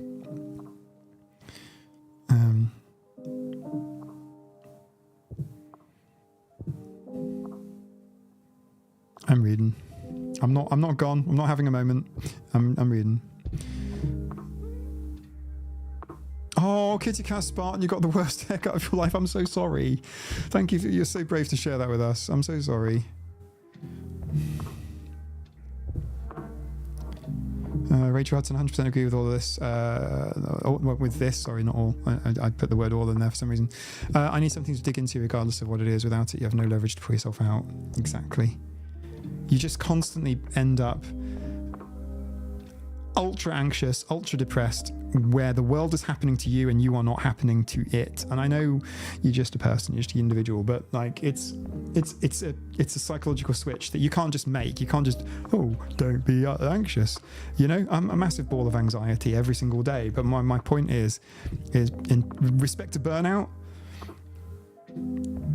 try to give yourself a bit more action rather than prevarication. Like, if you spend a lot of time just sitting and thinking and going through your brain about the things that are troubling you, they just amplify and make things worse. A bit of action. It doesn't matter what the action is: cooking, walking, cuddling cats somewhere. Do you know what I mean? But like, play with them rather than cuddle them if you can. You know what I mean? Just like make it a bit more active. I'm talking again. I'm trying to read. I'm sorry. Normally I'm quite good at reading the chat, but I just needed to kind of share a thought with you. And yeah, you know what I mean? You got my words in my brain as opposed to my attention. Tracy K, I mean, there's a massive difference between how I get social exhaustion from NT interactions, need to decompress 4 hours and I'm energized. Tracy K. So I've been invited to an extended family, but 2, but 3, that sort of thing, for lunch at the weekend. Nina can't do it. She's working. So let's work it through together. It's like, okay, what am I doing on Friday? Well, I've got work to do, my normal day job. I'm not yet a full-time YouTuber. I think I'm heading that way. But like, so I currently have a lot of software engineering stuff to do. So I've got this big project to do, got projects to do, got work to do. Okay, cool. So I'm going to be doing that. Then what's going to happen on Friday night? I don't know. I kind of want to get a video out. I want to do it. I'm not complaining. I don't want to hear you guys. I don't want you guys to hear me ever complaining. So I'm not complaining. I'm saying, God, do this, God, do that. Cool. Want to do that. The weekend, right. So what do I want to do at the weekend? Well, I kind of want to go for a sea swim. That kind of energizes me. I spent some time with some I spent some time with some real neurodiverse people in the ocean, all swimming around. One of them wants to dress up as a mermaid. Cool. Let's do it. Get on with it. Great. Okay, do I want to do this lunch? Okay, well, that will mean I have to sit there like this and make polite conversation about not my work, because no one really asks me about it, but like work and people's jobs and things. It's very important to people what they do. Like, it just blows my mind. Like, I was really lucky as a kid to be able to travel a lot. Army family. We moved every few months. And like this is very much like almost an American thing, it's a British thing. What do you do? Like, in places on the continent, what do you do? Like, what are you interested in? What's your hobbies? You ask people what they do. Oh, I cycle. Oh, I like walking. I like people lead with their jobs. It's like a badge. Like, it becomes their identity. It's like encrusted part of them, that's what they are. They're a director of the sanitation or something. I don't know, but like it's so important to them. And I'm not taking that away from people. If that's what you've got going on for you, that's great. All power to you. But the problem is when you then lose that job or the company resizes, you lose the job and your identity as well. You don't just lose your job. You've lost your entire identity. It's a big. I mean, I feel like neurodiverse people, autistic people, don't really struggle with that so much. I don't think. I'm yet to see an autistic person. A good example. I'm going to say good example. I'm not.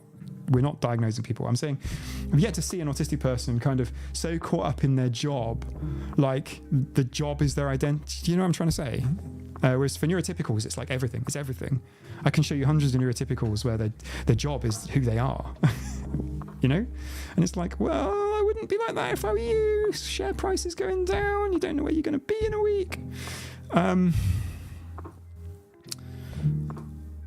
That was in response to Tracy K there. Autism addicts. I started a channel so I could put my art somewhere. Someone might see it before I go in the box. Oh, don't say it like that. I could say the same. Daniel Price. Just because someone has an autism sticker, etc. on the car or whatnot doesn't mean that by default they're a supporter or advocate exploitative organisations. But simply trying to spread awareness. 100%. That's totally true. And just because someone perhaps fundraises for Autism Speaks doesn't mean that they are a de facto Autism Speaks, you know, the whole package. Because that doesn't all come with it, right? Like, I know many people that fundraise for Cats Protection, okay, in the UK. And Cats Protection have got a couple of new, really weird ideas about cat behaviour. I can go into it another time. It's weird, okay? That cats shouldn't be able to see each other when they're in shelters, that sort of thing. It's weird. Anyway, when people are fundraising and they're doing good things, right? They're helping them. They're improving the condition of feral animals. They're improving the condition of pet animals and for people that are struggling and their animals, helping animals to stay with people, even when people are in financial difficulty, etc., etc., etc., doing good stuff. What I'm trying to say is when people are fundraising and spreading awareness, they're not like, I am part of this organization and I am spreading all of their propaganda, all of their stuff with it. It's not like, here's a manifesto, you know, you have to agree to that before you give me $1 for the cats or something. It's not like that. You're absolutely right. You can have an Autism Speak sticker on the car and be thinking you're doing good stuff. I'm here to say, don't think you are, not you, but like we're talking, you know, metaphorical Autism Speak sticker on the back of a bumper sticker, driving along the freeway. Yeah, I would go Google them before you put the sticker on your car. Google them. That's where I'm going. Rachel Hudson, yeah, it's been a crash cycle and it's been my whole life, yeah. And to be fair, Rachel, I work better like that. I'm sure you do as well. I mean, it's like, yeah, that's how I'm wired. That's how I work. John Lotto, I'd psychiatrists say that burnout is caused by hard work without reward. Like hard work without reward. Feeling like you're working on doesn't lead anywhere. Yes, General Otter, you're right. That too. I'd like to think, would I have continued making this YouTube channel if people didn't show? I don't know that I would. Do you know what? You know, like, I'm not saying that's like a reward, but like, if you're doing something and you don't see progress, like you know, like conventional wisdom is quit. Like, probably the right thing to do, possibly, is iterate and keep doing it. Keep going, don't quit. Pays off in the end, sort of thing. But you know, I don't know that I would, but my channel would have achieved its primary goal anyway, which was to spread autism awareness to the people that I care about close to me. That's what I want to do, because I don't want to have these heart-to-heart conversations because I struggle. I told Nina that I got an autism diagnosis by text message sitting next to her on the edge of the bed. I am much better in this digital format, this virtual world, putting my thoughts onto video, even more than paper. Can cut out any edits. I clap, by the way, when I'm making a video. If I make a mistake, I'll clap. Sometimes I clap if I'm happy, which is kind of confusing. But like, I'll clap, and that tells me, right, mistake has been made. Yeah, and then I can kind of take out the bad bits or mistakes, and then share the video with people. So kind of. But yeah, burnout definitely. If you're just cracking away at a job, right? It's a thing. I have to read without talking now.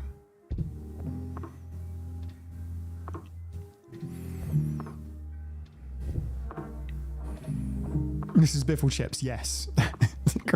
About crafting and work, yes, exactly. Yeah.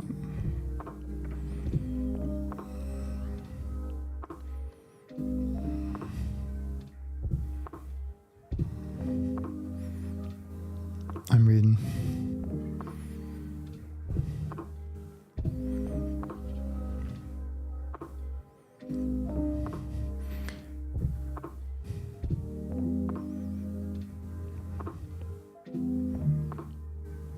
I'm still reading. Jules, hey TJ, the subscriber number on the Feral Yippies is no longer up to date. It's still on 10k. Oh, Jules. I can change it if you want. I'm on the server right now. Oh, we should probably have a look on Minecraft in a moment. I do like the Feral Yippies. If you don't know what I'm talking about, hold on. I'll show you.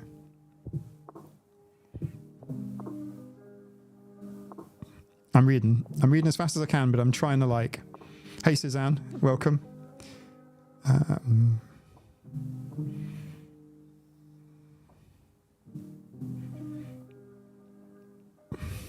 Visible friend, I think the OANT's approach, how to do your art, you got to sell your art, kills ND's artistic spirit. We have to find our own way to be ND artists without the neurotypical take on things. Yeah.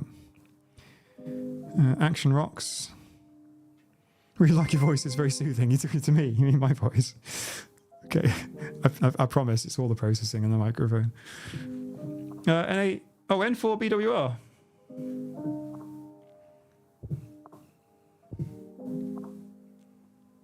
Capitalism sucks the joy out of things you love. Yeah, it depends what side of the capitalism you're on. I guarantee everyone on the stream is, including myself, FYI, is not on the top end of that. I've got some stories for you if you want to hear some stories from my adventures into the deep, dark world of the upper echelons of capitalism. I can tell you some stories that will make hairs grow on your hairs. Katie Morton. Okay, go next. Thank you. Would you drop it into the?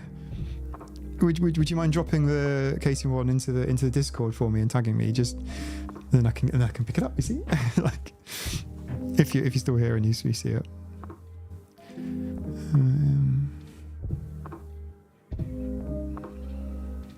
See, blasphemy, I dread meeting new people. It's always the first thing they ask and look at you sideways when you say unemployed, disabled.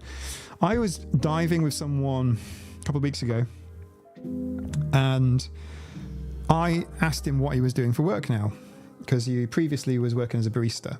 I made some really lovely coffees and stuff. And he told me that, you know, he sort of paused and he looked really embarrassed and said, oh, at the minute he's driving for Domino's. And it's like, so what? You know, to make a bit of extra money or something. It's like, who gives a shit? Like, what? Like, it's because people equate jobs, neurotypicals. Look, I can tell you this. I'm pretty sure generalizations, Mike, don't make generalizations. All neurotypicals are like, they equate job role with worth as a human. I can talk to you about doctors as well. Spent a lot of time with doctors. My God.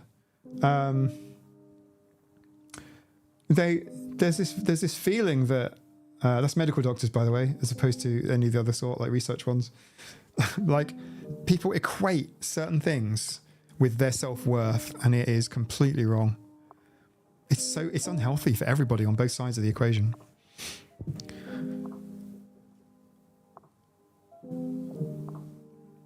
Later P, we can more easily see through the facade. Yeah, I don't know yet how I feel about it in terms of how it works, because the neurodivergent people I've met, and I've had the pleasure of meeting some fantastic autistic cats. Oh no, Hydra, please don't sniff Emma's bottom. Guys, there's going to be Emma's holding onto Hydra's back legs. This is Hydra, everybody. This is your reminder to hydrate. Tail slightly less floofy now because, you know, I've brushed it out.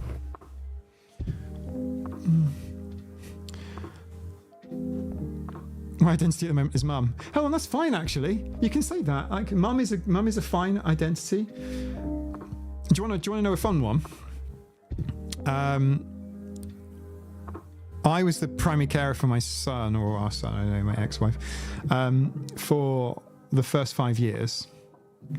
So I did all of the stuff. And if you can imagine taking a child as a dad, right, in a pram, and you're doing your stuff, you're just taking them around the shops, you're picking up some shopping, the looks you get, and the comments, the unsolicited comments about how good you are as a father and how wonderful it is that you're looking after a child, it's a very, very weird thing. It's the only time I've ever really in my life ever faced societal gender expectations, norms, and ever kind of like walked into it, like walking into a pane of glass, like bang, like I'm like, what the fuck what is wrong with you? Why are you talking about that? What really? Why are you telling me I'm such a good father? You don't know who I am. People at the checkouts everywhere. Taking to a play park and you do all the thing, holding a bottle of milk, blah, blah, blah, blah. Well, that didn't come from my breasts.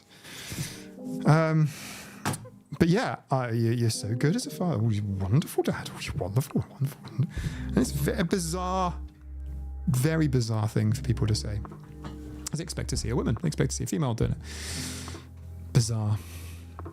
And now, by the way, I can talk about this with you guys. I say guys, I call you all dudes. Not saying dude as in like anything to do with gender. Dude is non-specific gender language. Nina is a dude. I am a dude. Everyone is a dude. Emma, dude. We're all dudes. Dude, where's my car? That's where it comes from. I forgot what I was saying.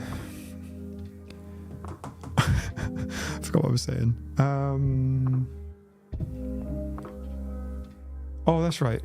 Like, I haven't had to face a gendered thing. And I don't mean like people being overly familiar, strangers even, But like, I mean, you all get it. Because I'm like, what? I don't understand. I don't. Oh, that's right. I'm autistic and I'm looking back with an autistic lens now. So I'm looking back at those moments in my life going, let's look back at those through an autism lens. And what do we see?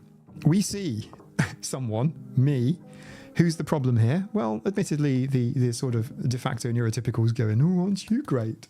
A lot of them were old ladies, by the way. I'm looking back through his lens and going, I guess I was the problem in that scenario, because everyone around me is believing in these gender roles and I don't. I don't care.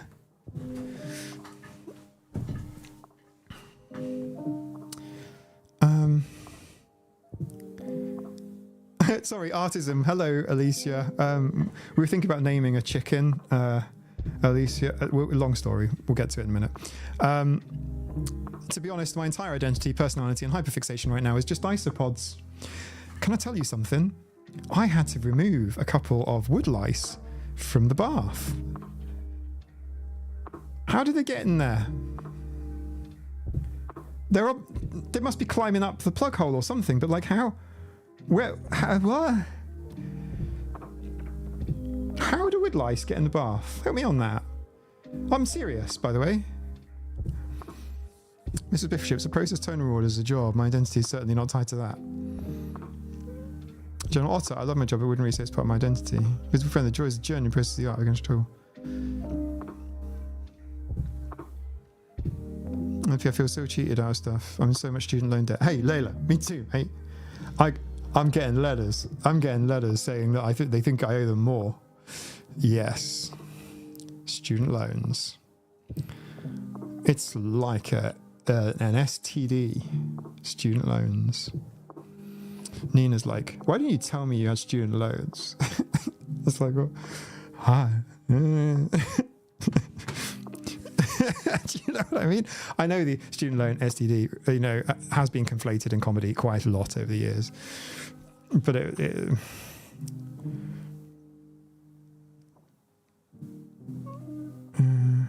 Dude, where's my equality in healthcare? Yeah, I'm sorry, Lola P. You're US side of the west side of the Atlantic, right? Yana K. I hope the wood lice didn't come from the ceiling. Well,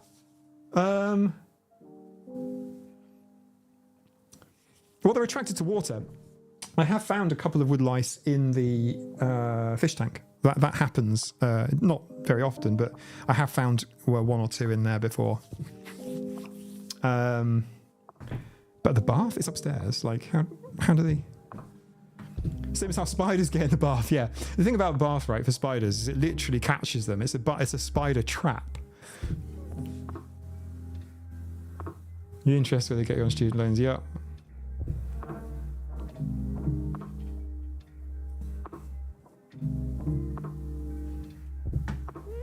Isopods like moisture, they're often classed as house pests, though. They can be found in your house in general. Oh man, uni the regret. Yeah, I mean, if I could go back in time, I wouldn't do uni. Look, I'm an older generation, right? I started in 99 and graduated in 2002. Computer science at the University of Surrey. Honours degree. They wanted 4 years because one of the years was going to be an unpaid sandwich year, they called it, in industry, learning for free for a year. And I'm like, hell no, I'm not doing that. But I wished I didn't do the course. No, nothing, not saying it wasn't, I didn't learn stuff, but at the time, the expectation was you do the course and then you get a job and then you get you work there for 40 years or whatever. Alicia, can I have the isopods? Yeah, I mean, I've got something to send you. And Emily and Max and Mum and Dad. Do you want me to put them in the packet?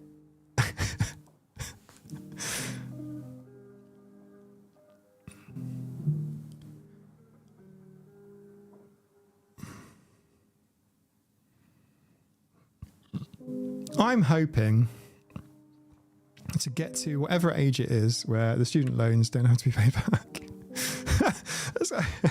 I mean, I don't know if that's like a boss move or not. The year below me had grants. So 1 year older than me. So if you're born in 79 to 80, not 80 to 81, you had a grant. So you went to uni for free. You could do a course that, no one had no commercial potential at all. Fair enough. Do what you want. You could do interpretive dance or something for isopods, interpretive isopodal dancing. You could do that for 3 years. You get all of your tuition paid. You could get a grant. I'm not joking. It was a thing. I have a lot of silverfish in my house. Silverfish. You can put boric acid. It's a powder. Just you can put that down in like a dish or something. I mean, I don't know if that's something we could do if we needed to, but you can put that down and I don't know if it repels them or kills them. But that's one thing you can do. The chorus of "You should just be grateful to be here in academia in general" just grinds my gears. Yeah.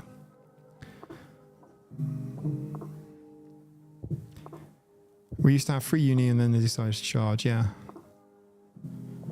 I think that university should be part funded. I mean, things like construction. If you're in the UK construction industry and you're an apprentice, that's part funded by levy. It's actually funded by a levy on the construction businesses themselves.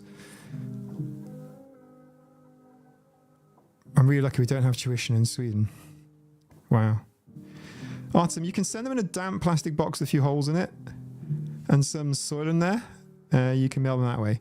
I've got sample tubes, which I've put ticks in. So if one of the cats gets a tick, I will sometimes pop it in the sample tube, send it off to Public Health England, fill in the report. Please don't ask me why, I'm autistic. And then they will email me back with details about the species. It's always the same species. But I'm doing my bit for science. I could send the isopod in a little tube if you like. But I'd have to mark the packet as biological sample. I'm not sure if that will affect your end or not. You can't post them here, by the way. That would get picked up, and And they x-ray the package and go, what's this? Daniel Price, student loans never die. If you have kids and you die, they try to stick them with paying it. No. No.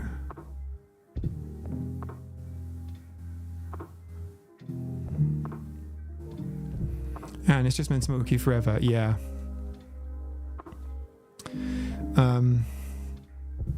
Auditing with autism, speech recognition sound cool. Yeah, it is. University's free here in Norway. I love that.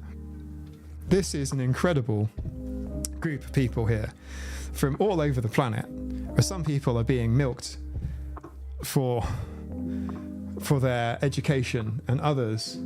Oh, Peacock's going to jump. I wish I could film it for you. Peacock is looking up. He's going to jump onto the house, and he's going to jump onto the house even more, and then he's going to jump onto a tree. However, Peacock's going to have a problem because I clipped his wings. If you don't know what that means, they have two types of feathers. They've got the outer feathers, the warm feathers, the waterproof feathers, the pretty feathers, that sort of feathers. Underneath, they have the flight feathers, a completely different type of feather, which is more designed, it's brown, and it's designed to support them in flight. If you take off a few of the feathers from one of the wings, when they try and fly, well, it's like a Boeing. And they can't get up into the top of the trees. They can still fly, and they can fly down and whatever, but they can't go from the ground to the very top of a tree. Because when they're at the very top of a tree, it basically becomes an air raid siren. And I'm just watching to see if he does the jump. He's really thinking about it. He's trying to calculate. He's doing the mental maths of calculating. This peacock is like, oh, I need to jump up there, but yeah. So, where are we up to here in the chat? What's going on? Vikings know where it's at. I like you have a low interest student loans here, but really should be interest on them. No, autism addicts. I'm on a Viking island here. This is the Isle of Man. This is the world's longest continuous running parliament. Tynwald, a Viking parliament. And interestingly, when kids here want to go to university or college off the island, they have to pay international students rates. You heard me right. You have to pay the whole bloody lot. I was also looking myself at funding finishing my psychology degree, which I started and quit. I didn't need to say the second part. You're on a live stream from someone called Autistic AF. You think you get the message.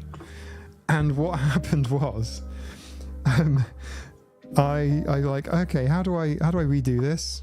Because I started it in England. Oh, Autism Addicts. Oh, bye. I didn't realize you were heading off. I gotta go. Love the stream. Bye you all. Take care, dude. You're all dudes. Everyone's dude. Did I see lava? No lava. Okay.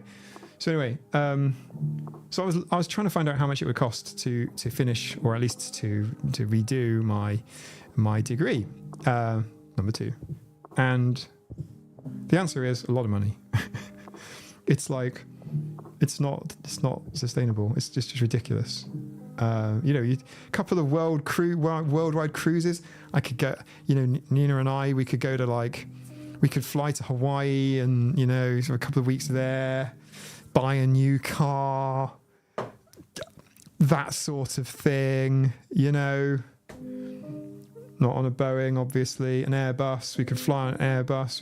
We could sail. I could buy all the dive kit I could ever want. I could go off to the Mediterranean. Actually, no. I could go to Red Sea and go and film some sharks. I could do all of that, or I could resume my education. It's unbelievably expensive. I wonder why things are so expensive. Is it because there aren't enough people doing it? Or is it because there's too many people doing it? They can afford to put the prices up. I don't know what's going on. Things are so expensive. You should get free education updates. I agree. There should be free CPD. In fact, one of the things I've had to pay is the British Computing Society. And I've had to pay their dues for so long. I stopped paying a few years ago, and they're like, come back. They're like, we want to make you a fellow of the society. And I'm like, what does that mean? And they're like, you become FRBCS after your name? And I'm like, right. What does that mean? You can get invited to special things. You get to do special parties and okay, you're still not selling it to me. What? I'm like, What do I get from it? Okay, but I have to pay you $500 a year. Every year. And take your training, which also costs money on top. But then I can have special letters after my name. Okay. Do these special letters after my name, which, by the way, you only get when you're like, you know, paragon of industry, basically. But it's like, I had 2 fellows second me without my knowledge for fellowship, which is like the highest level of this royal institution.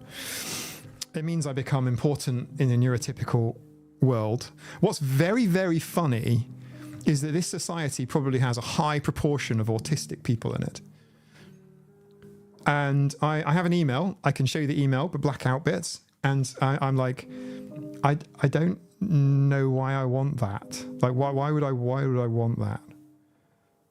It's because the assumption is everybody wants the letters after their name. Everybody wants it. Everybody, because if you have this, you get more business. You can go to you know, people are more likely to do things with you, and you get invited, and you can participate in science and stuff. It's like, why do I want that? Do you understand what I mean? Because to neurotypicals, having all of the words and the letters after your name, it's critically important. It means so much. And to be fair, the entry requirements are quite large. So you have to have done, there's a shitload of stuff here that you have to have completed in your career in order to be accepted onto this thing. And all right, I win some letters after my name, which are, by the way, they're free. They're on my keyboard. And it's like, and you now validate me by making me feel important. Like, it doesn't make me feel important. I don't care. I literally don't care. I can't begin to tell you. I'm not trying to sound all negative and everything, but I literally don't give a shit. The bookshelf behind me, by the way, I had at one point all of their literature. I had all of their books, all their CPD. I did all of the thing. I did all the fucking ITIL courses. I did all of their social engineering and then everything. I did all of their fucking courses. Like, what is the...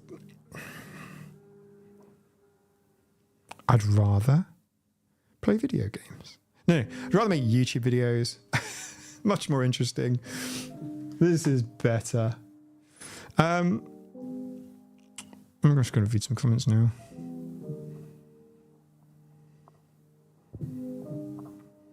You can get Lyme disease pretty much everywhere you find ticks. Yep, yucca, that is true. All of our animals have got to have this regular treatment every month. It's a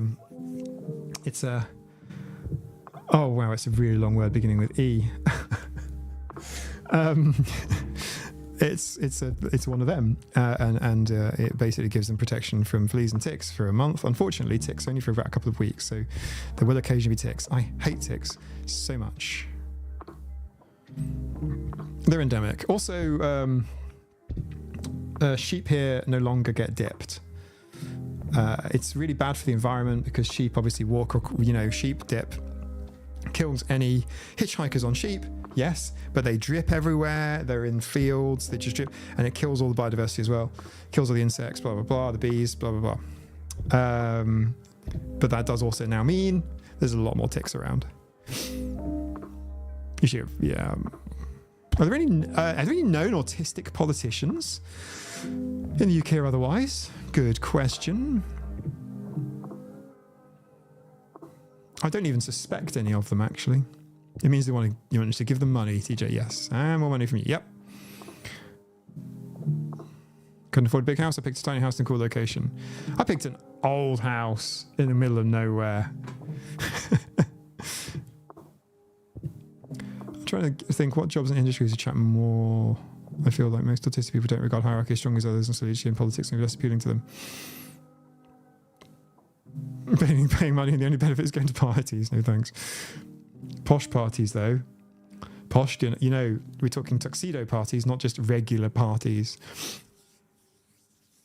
That's like buying a check mark. Layla P, yeah, kind of is. It's a higher, like, it's, there's more to it. Like, you know, you have like interviews and you have to defend yourself, blah, blah, blah. But like, I would get in, no problem. I'd have no issue. I'd completely ace. I'll talk about this at length more, probably in YouTube videos. I've had a really good career. I wouldn't change anything if I sort of like had a do-over life again. Sort of depends, right? On like, you know, would I do it now? Probably not. But like, if I was born in the same time and it was like, your life happens again or whatever, I would probably do everything the same. Oh, I wouldn't do everything the same, to God no. But like career-wise, tech IT, it attracts a lot of people like us. I don't know what to tell you. And I'm not good at many other things. And the only letters you need are AF. That's so funny. Helen, surely, Mike, you want all the things, all the invites, all the letters. No, not really.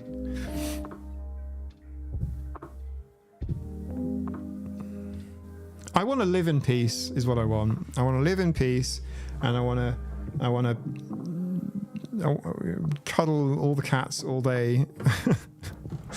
And, you know, just get on, you know, do a bit of science, make some YouTube videos.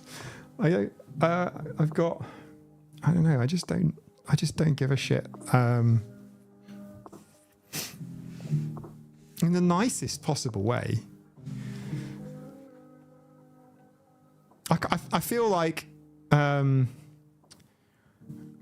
here we'll second you for this thing. We think you're shoe in. You'll get it easy. Blah blah blah.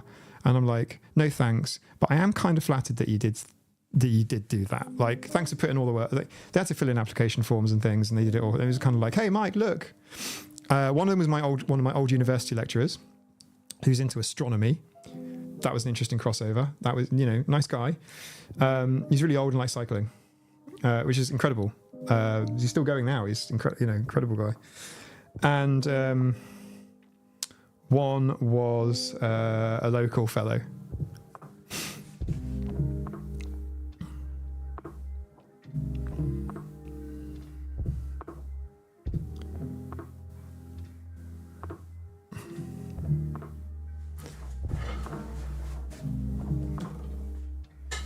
I just had to unplug the camera up there.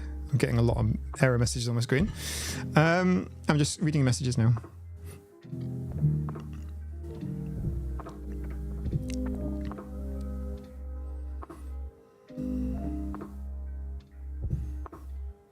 It sounds like a Microsoft thing, Yannicka. Yeah, I've got loads of Microsoft certifications. My first one I did in VB6 for MCP when I was, God, was it 98? I got my first Microsoft certification. I just did loads of them. Emma, come on, I was trying to pick you up to give you a cuddle. So move you to something more comfortable. You're sitting on a hard desk. Heat is not even on. There's just stuff around you. You want to, Emma, you need to be like that. I do appreciate the agreement, not with that, or send a question to me such overly hating. I suspect Bernie Sanders might be one of us. Interesting. To be a politician, you need to be likable by NT standards. Yeah, I mean, like, I think Dungeons and Dragons is my best example, my best example for this. It's like certain races are precluded from certain classes, you know? Certain classes are precluded from using certain weapons or spells or whatever. You know, it's like you kind of make a choice and then what you end up with gets narrowed down like a funnel. And it's like if you're neurodiverse, like things like politician, things, I don't know, things like, I don't know, Submariner, these things, certain stuff starts to become a little bit like, you're probably not going to go in that direction. That probably isn't optimal for you, but you know, maybe it is, you know, people are all different. Daniel Price, does he pretend to be? Does he pretend to be autistic neurodiverse? Interesting. Don't hate me, but I could see Rishi Sunak as autistic. I don't know why. I think he's very different, but that's because of his very what do people say when it's like wrapped in cotton wool? His life has been very different, very posh, very privileged. So, you know, what you get out of that is somebody that looks very different, very almost counterculture, very... I know, because this is how I feel that, you know, the Rishi Sunak, you know, at least with the way policies, everything, blah, blah, blah, because I'm not going to go political, but nope, thank you. But like, well, just talking about personality and things, he comes across a bit awkward, a bit sort of... And I think a lot of that literally just comes from the fact that he's meeting poor people. He's meeting, you know, working people, people that have a job. The guy is one of the richest people in the country. He doesn't need to be Prime Minister. The salary for Prime Minister, by the way, is actually quite modest, actually. It's only a little bit over, it's about 120, 130,000 or something. That's the basic salary. It's not a huge amount. He's got like high two-figure millions. So yeah, I mean, he comes from an environment where he's been on interviews and things where he's talked to people from like Richmond, people from posh areas of London, and said, listen, you know, the previous government, they've kind of given money to the poor areas to help them along a bit, but I'm going to stop all of that. I'm going to give it to you because we're the people that really need it, because, you know, we're the wealth, you know, do you know what I mean? That sort of, he's literally said that. I paraphrase, but YouTube, you can see the video. And he says things like, oh, I've got friends from everywhere. I've got rich friends. I've got working class friends. And he goes, well, not working class friends. You know what I mean? And it's true. The guy is very, you know what I mean? So basically, he is a fish out of water, but I don't think he's an autistic fish in a neurotypical pond. I think he's just a supremely, no idea what the price of a loaf of bread is kind of guy in the real world. I don't think he's a great leader. Sorry, everybody. My political rant is now over.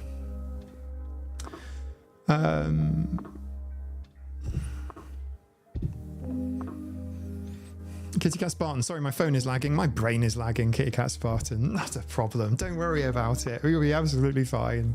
So if you ever wonder why so many autistic people are into Pokemon, the guy that created it autistic, I didn't know that, but it doesn't surprise me at all. And so many autistic people are into Pokemon. I like Pokemon, but I didn't have that opportunity to get hyper fixated on it because, well, just my age. Pokemon arrived when I was an older child. So for me, it was Transformers, it was He-Man. Oh man, there's some new Transformer toys that are going, they're going crazy right now. You've probably seen them, some of you. There's some new Transformer toys. They are unbelievably expensive, but they're what I wanted as a kid. They are Transformers that transform, and they're amazing. Yeah, so I think there's a lot of, you know, I think there's a lot of autistic people with disposable income buying these toys, but they are hella good. I mean, I've not been jealous over a toy for a while, but those toys do look good. Good morning, Padlo. Hello, good morning to you. Peace, nature, and animals. Yes, that's what I'm after. Any update on Noel Edmonds movie next door? Yeah. So anyway, what was this? So right? Well, not next door, but there's a cafe just a couple of miles away. And Noel Edmonds, I think Noel Edmonds was there with an estate agent. So we might be getting Noel Edmonds. This is very funny. This amuses me. I'm just like, Noel Edmonds, that's really funny. I don't know why, but it's very funny. Maybe we should watch Blowy. He already has some money. Is he like super wealthy? I don't. He must be, you know, really well off, right? You don't need to be here. I'm not saying like, you know, it's not Treasure Island or anything, but like, that's very funny. Like Noel Edmonds is very sheltered. Catherine Raven, sheltered is what of course she's saying. Yes, that's the word I'm looking for. Thank you. I love our collective brain. our hive mind that isn't a hive mind, but can be used as such responsibly. Use the hive mind responsibly, everybody. Welcome center's done. We'll look at it in a sec. I really want to stream Baldur's Gate 3, but I need to check the rules. No, I thought by one of us he meant Sanders, a regular person, politician for the comment type. Oh, sorry. I thought you meant one of us as in, because when I say one of us, I'm referring to neurology. The Posh UK next level. Right. The next thing.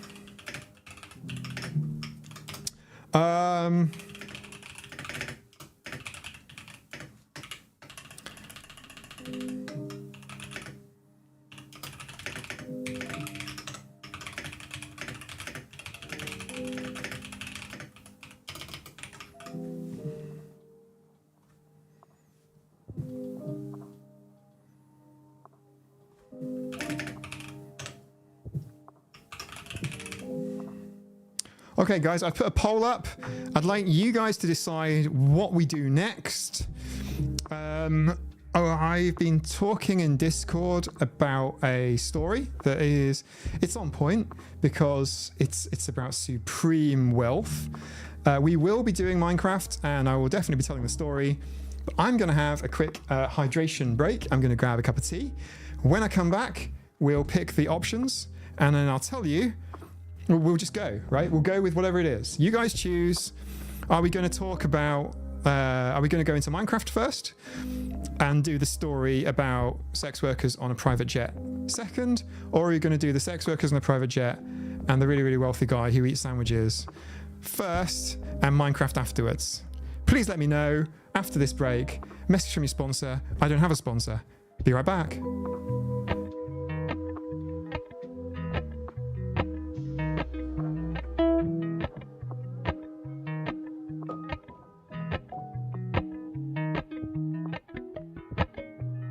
Appalachian sunrise meets my skin. Even with my eyes still closed, I can feel it coming in. Golden. Does anyone mind, while the kettle boils, if I press this button on YouTube Studio, which plays ads? Because if I play the ads, then maybe I can get a private jet one day, and we'll call it the Autism Bus. We'll put puzzle pieces on it or something. I'm going to press the button, make a cup of tea. Everybody have a cup of tea. Tea.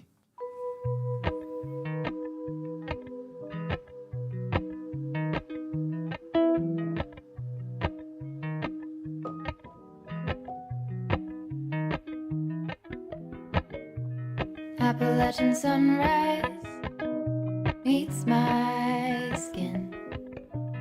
Even with my eyes still closed, I can feel it coming in. Golden, golden, I'll follow only golden, golden, golden, golden things.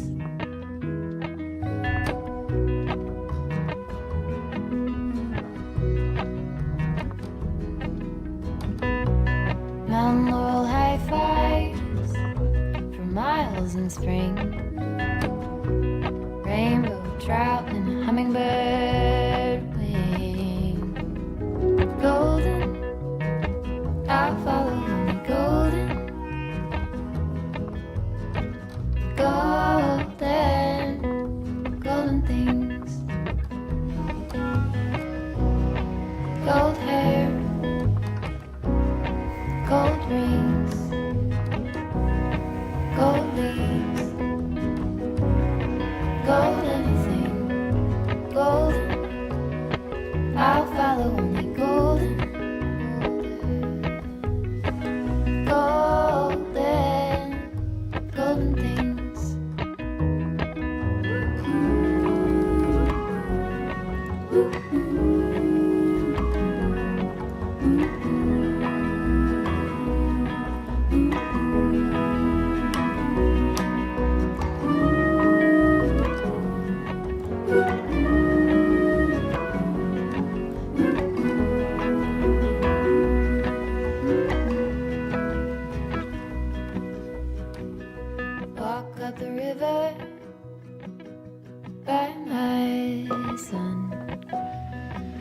step over splinters of the moon.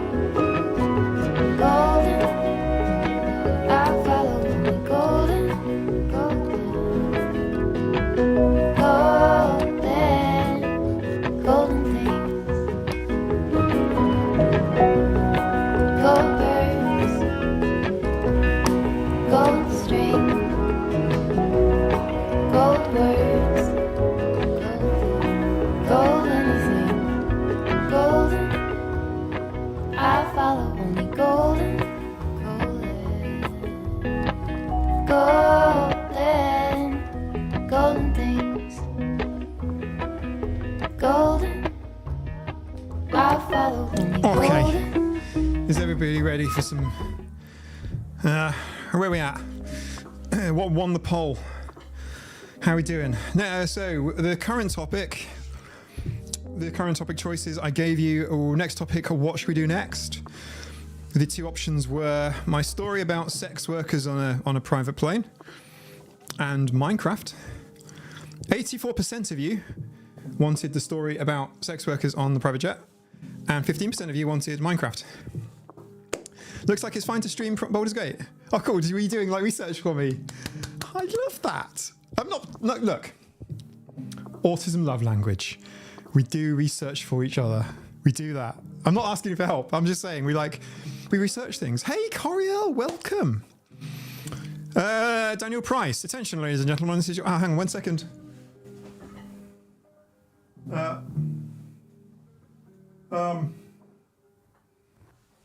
Attention, ladies and gentlemen, this is your captain speaking. We've reached an altitude of 36,000 feet. You may now stim about the cabin. And remember, the emergency exit is not for fidgeting. How was that? Did that sound okay? Was that okay? Okay, no, seriously. I'm going to tell you a true story. Sexy sandwiches. Yeah, we're going to do the story about the sexy sandwiches. Okay, so... I have my hydration, and I have my, this one's for Anne. This, my supper, is half a pucker vegan sausage roll. It looks... Coriel, you have joined at the best part. I've just changed... You joined because I changed the title of the stream, and I will not disappoint you. I promise to never disappoint you guys, like, intentionally. Unfortunately, this is one of my better stories, which means it's only down from here. Please, this is nice. It's much better than the Walls one. You'd have thought Walls sausages would be better. This is better. We're going to talk about... Don't worry. If you're underage, you are welcome to continue to watch the stream. It is a PG-13 stream. There are mentions of drug use and sex. Is everybody ready? Now, I've told this story already in Discord. So I know several of you here.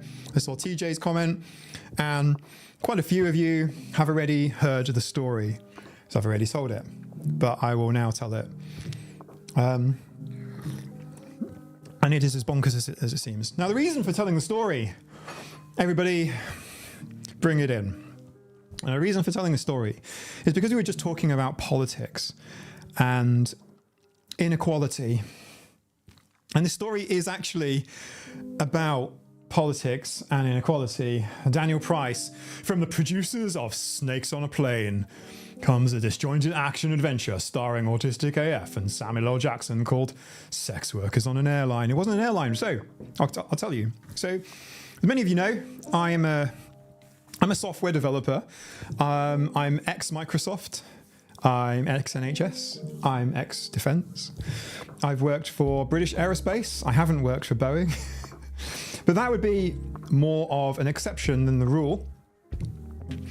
One of my clients was a company that essentially runs private jets like taxis. They were very local to me. They were literally a 5-minute walk from my front door. And you know, like you can get an Uber. Well, rich people can get a jet. So a lot of people won't actually own private jets themselves. They're super expensive. Every private jet pretty much, you know, there might be 1 or 2 exceptions, but they're owned by corporations to reduce their tax and so on. A bit like a company car, you get company jets. The other thing is, jets are really, really expensive. And you don't have a jet just sitting around for one person. It's really unusual that a jet will be owned by one person. So for those of you that like watching shows like The Apprentice, in the US with Donald Trump, in the UK with Sir Alan Sugar, well, Sir Alan Sugar, I'm going for Boeing. I've done a lot in my career. I've been so fortunate. I have just been an autistic little me, clicky clacking along, and stuff has happened, and I've got some fantastic stories. This one is the most clickbaity of my stories. I see a load of people have joined. I'm not gonna disappoint you. I will tell you the story. You will all leave amazed. So we've been talking on the stream about inequality and politics. I don't know who brought it up, but this story is on you. And I'm a senior software engineer anyway. So I was at the time, this is probably it's before 2008. Damn it, yeah, definitely before the crash. Somewhere around 2005, 2006, 2007, probably 2007, just before the property crash. So it's quite a while ago. The main person responsible is probably dead now. I think it's fair to say. I think I can tell the story. And so actually, one of my neighbours was a pilot, and he was actually my instructor when I started my PPL. I've started but not finished. Did I start the inequality discussion by mentioning Sunak? Phoebe, this is a story for you. This is you. This is on you. You did this. So he was a private pilot. He used to fly planes from one airport to another, because a lot of times people would charter small light aircraft. This is not the posh story. This is an aside. This is the prequel. I'm telling you the Hobbit to the Lord of the Rings. This is the Hobbit right now. So he would his job was literally, he got paid like £20 an hour or something, but it was the most amazing job. He'd have to literally go get like public transport to an airfield and fly a plane back to its home. So basically people fly, telling a story about a plane includes the word crash. Does it? Oh, I see. Daniel, I didn't do that on purpose. So anyway, so he was giving me a lesson, and he was saying, I've got this client, it's aviation, and what they do is they have private jets. They own the jets and they rent them out on a per hour basis. You can rent a private jet per hour. You might know where I'm going with this now. So I'm like, okay, cool, that's super interesting, blah, blah, blah. Do you ever get to fly jets? And he's like, I'm not rated for jets, I can't do them, whatever. He was just flying. He was only flying like tiny little Cessnas, you know what I mean? Like tiny little single prop aircraft.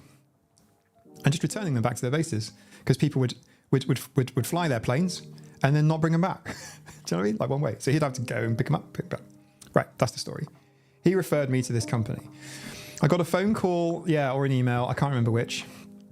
And it was on a typical kind of like boring weekday. I can't even tell you what it was. Let's just say a Tuesday. I'm making the Tuesday up. I don't know about the Tuesday, but it's like a Tuesday afternoon. And it was, you've come highly recommended to us. We have a plane. It's in South America. We can't move it because it's missing a certain critical piece of software, which I had worked on via another company years and years and years before. Can you deploy some software to this plane? There's all kinds of weird, by the way. This isn't how work is done, but anyway, they were like, can you do it for us? Can you make us this flight planning thing and deploy it remotely? And we'll pay you whatever you want. And I thought, okay, well, I knew the job would only take me like an hour or two, and I thought, okay, I'll email you a quote. I emailed them a quote for £1,600. So I don't know what that is in US dollars, like $2,000 for 2 hours work. I thought that would be like crazy, right? And they just accepted it. They were like, cool, yeah, that's brilliant. Could you get on with it? And I worked all night because this was like by the evening at this point. And I'm like, what the hell has just happened? I've gone from like a normal day to, all right, now I've got a $2,000 job. Now, getting last minute jobs and charging the earth for them is not unusual. If you have certain skills, this is the upside of certain aspects of capitalism. But we'll get to that in a minute. This is a story about inequality. So I did the work. Delivered the patch, they delivered the plane, they paid me, all good. It was that weekend they said, Mr. Wilson, do you want to pop down and we'll show you around? And, you know, they literally were only a 5-minute walk from me, this airfield. So I went down and saw them. And the staff there were telling me this unbelievable story. Well, I say it's an unbelievable story. I got to see it with my own eyes. They were like, oh, whatever his name, Mr. Rogers. I'm making up his name now. I can't even remember his name. It might even be Mr. Rogers. I don't even know. But like, there's this guy who came in and he looked a little bit like, what's that UK MP? The one that looks like a Victorian dildo. What's his name? Somerset North MP. Anyway, the Victorian guy. He looked like him. Tall, very thin, super wealthy. And yeah, and on either arm he had this like air crew. And the really, really weird thing is that you don't have air crew for private jets. Like you have like your pilot and whatnot, co-pilot maybe, but you don't have like air crew. These are like really quite small planes. And they were like, you know, would you like to go for a ride? He's just going to do his ride. Because every day this guy turned up with a packed lunch made by his wife, Jacob Rees-Mogg. Thank you. This guy looked like Jacob Rees-Mogg, like the spitting image of Jacob Rees-Mogg. And they were like, do you want to have a flight? And I'm like, ADHD says yes. Let's go. So we got on the plane and we took off from the airport. And all it was just an hour of just flying about. I don't know, maybe the pilots were getting their hours in, whatever. And then this guy was telling me all about his investments and, you know, blah, blah, blah, blah, but he was utterly boring. What was really, really interesting is that I got to talk to the apparent sex workers on his plane.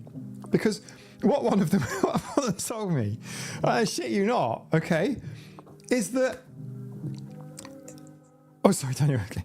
I'm just reading the chat. It distracts me.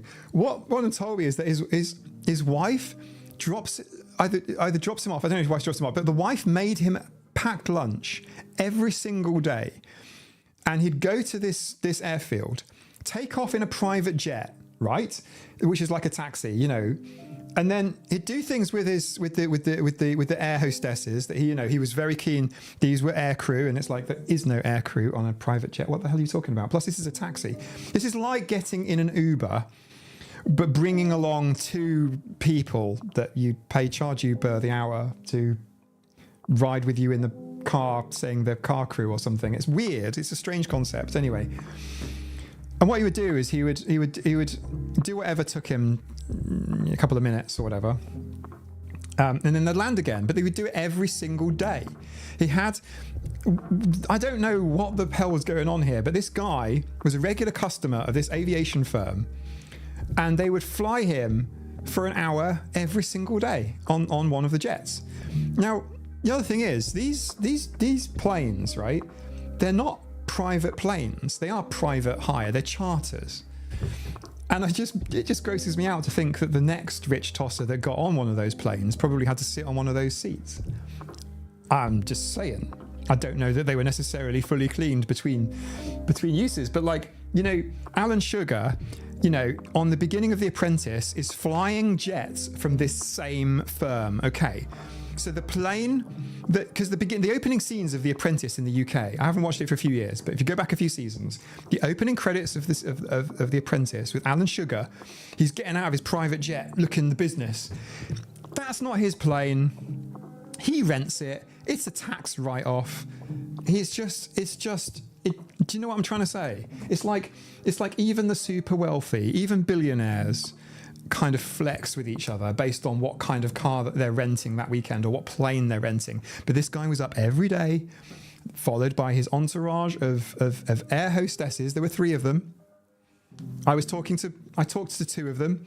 I'm pretty confident that one of them was autistic.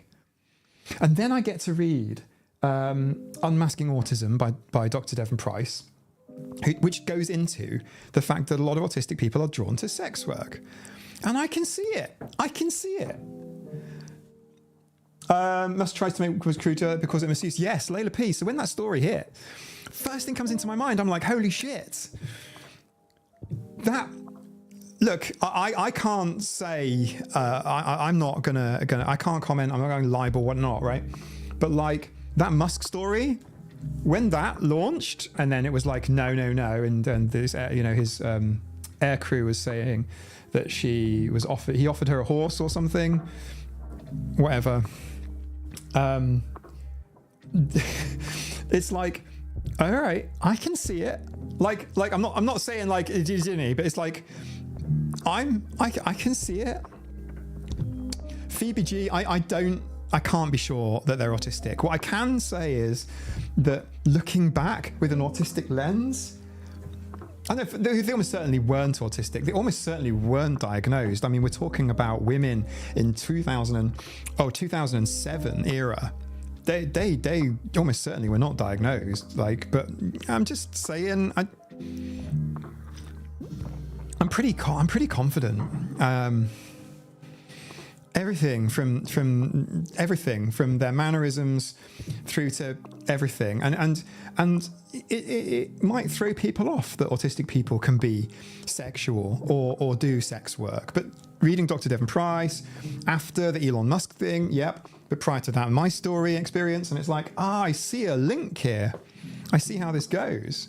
And I mean, if you are wealthy, sort of like Taylor Swift money, and she's got 2 jets, I'm pretty sure these belong to her company or whatever. I'm sure. But 99% of the projects out there, like high 90%, they're like rented. They're like, it's like getting a taxi, but it's a jet. So I don't even think they had to strip, actually. I'll be perfectly honest with you. I don't think they had to strip. I don't even think there was much going on, particularly. But this guy was there every day. He was there every single day, doing the same thing. Maybe he was autistic. Maybe the customer was autistic. But he was this regular customer, and it just blew my mind that people had the budget for that sort of thing. And his wife made him a packed lunch every day. It's just boom. What? So, honey, how was work? Pretty good. Turned a lap dance into tax write-off. I don't know if they could go that far, to be fair, vis-a-vis tax write-offs. It probably was, I presume, paid for personally, but it's almost like it's very bizarre. I think it was just the fact that the staff at this, not the ladies. It was a lady, but like she wasn't on the plane. Was like, okay, we have like a regular customer, and his wife drops him off for like lunch every day, and I'm like, where's he flying to? Is he going to Paris? Where's he flying to? And it's like, just around. It's like, what? Just around.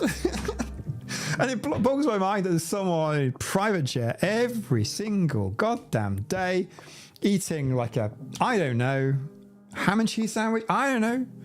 But just eating a homemade, processed bread sandwich on a jet with pretend air crew blows my mind. And going up for a ride with them was kind of fun as well. I mean, maybe I spoiled his day. Who knows?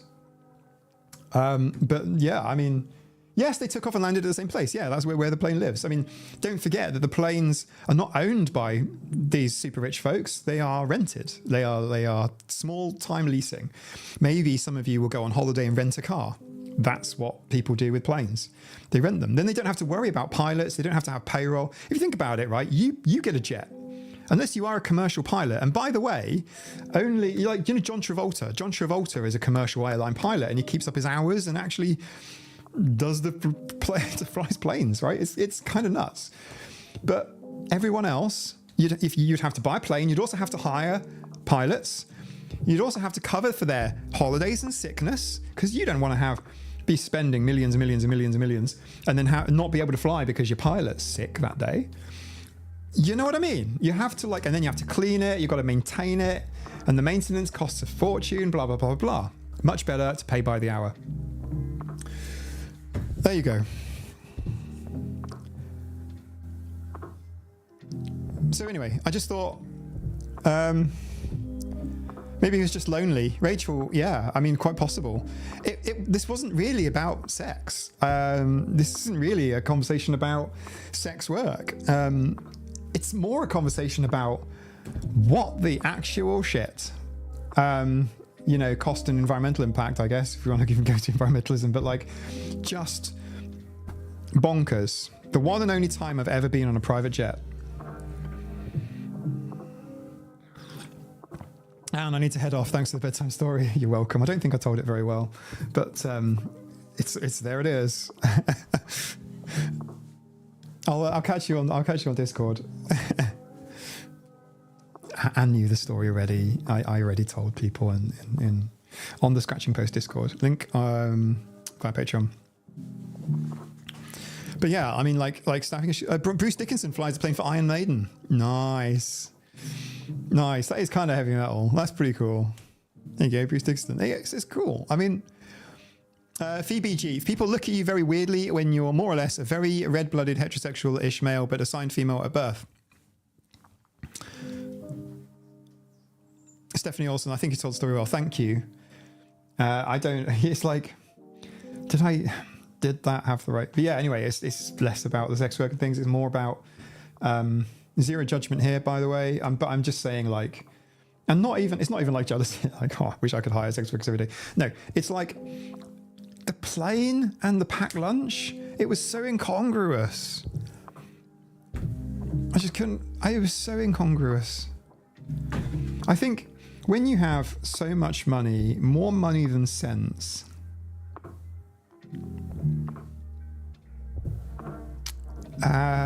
Like hedonic adaptation's a thing. So if his sandwich was not right, I am now paraphrasing. I am now deviating from the facts of the matter. But like, if his sandwich isn't right, you could imagine him getting angry. My God, damn sandwich isn't right. You could imagine it, right? An angry Ariel Jacob Rees-Mogg, yeah. No action happened on the flight. It was. I think he enjoyed the time. I think he probably was just lonely. But I think it's like it sounded like it was just a mundane day for that guy, Jason. Yeah, but his wife dropping him off, and does she not know what's going on? And had to left with so many questions. I like the story, but it makes it very sad. It makes all the planet a waste. Yeah, I mean, there's aspects of that as well. But like you can, the way it's often dealt with in aviation is certain airfields can use a biofuel. Some planes now, by the way, I've been to see some electric planes. That's a story for another day. Right now, I just want to talk about the inequality of the damn thing. And when we've had on Discord, we had a conversation. This is on the Scratching Post, the Autistic Cats Discord. If you look at a couple of videos ago, I announced it. There's a really funny sketch in there, Lord of the Rings, blah, blah, blah. Nice badges. Oh, badges. But we'll get to that in a minute. I just want to make my point without distracting anyone, which is just that we had this conversation about capitalism. And it's like, well, yeah, capitalism has so many negative effects. I'm thinking of environmental ones, particularly. And I'm not saying, hey, we should be communist. God, no. But what I'm trying to get at is I don't feel like the aviation company did the wrong thing by taking this guy's money. I don't think that the 3 sex workers did anything wrong by taking the guy's money. I think the guy, this dude, many, a litany of issues. I'm sure we could prize them apart. I only met him for a couple of hours, on what would have been a typical day for him. I shared a cab to anyone else. And then there's the hedonic adaptation. This is his normal. Maybe his wife says, yeah. Sure. You like to say foods, Pardlo? Yeah. I mean, we're talking. I mentioned that I think a couple of these workers were autistic. Looking back, autistic lens, blah blah blah. But actually, he may well have been. And we're not here saying like all autistic people are the salt of the earth, wonderful people, because that obviously isn't always the case. But yeah, you can think of it. He had the same thing for lunch every day. He had the same routine every day. He met pretty much the same sort of people every day. It's like, hang on a second.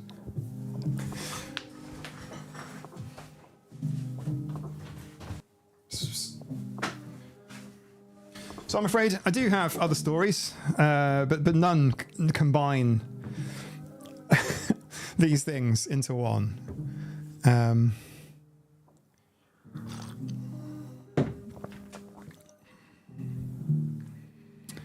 I'll show you Electric Plane.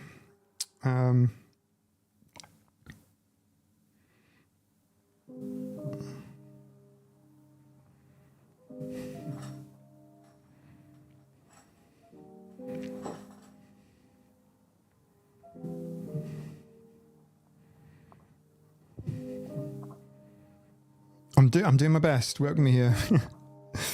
Oh look. Hang on, YouTube. I'm going to stop and start the stream. No one's going to notice anything. Hopefully, 3, 2, and we're back. See, told you. Froze for a second. Yeah. There was an issue there. Small little glitch. No, it wasn't a hydrogen plane. It was on a fuel cell.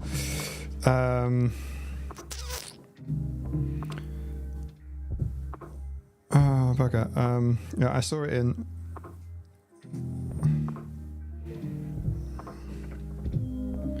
$2023.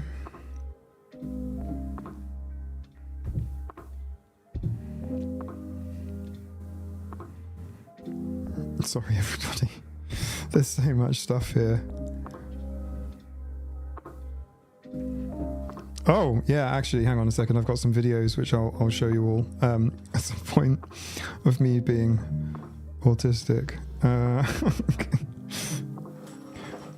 Where's the Electric Plane? I've got all kinds of stuff on here.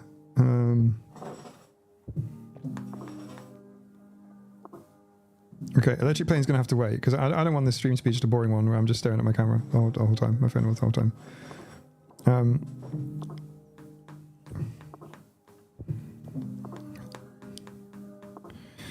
Can't find it. I do have some pictures, a little bit of video too. Minecraft, yes, Minecraft. I'll look at Minecraft in a second. I just want to catch up on the comments. I'm very into electric motors and sailboats. Yeah, electric motors and sailboats would be cool. I mean, electric planes exist, but the battery tech isn't good enough yet for the weight to make sense. This is changing, by the way. Rachel. So this little one is kind of like a training plane. It's got really quite a low range, like you say. But there are electric long distance airplanes, and they exist now, and they're going through their type testing. We can do them. We've got some in the Orkney Isles. Oh, you're in the Orkney Isles. Ah, cool. That's pretty cool. You guys have got a lot of renewable tech, one of my special interests. I could probably talk about your renewable tech with you if you wanted. I've never been there, but is there anything?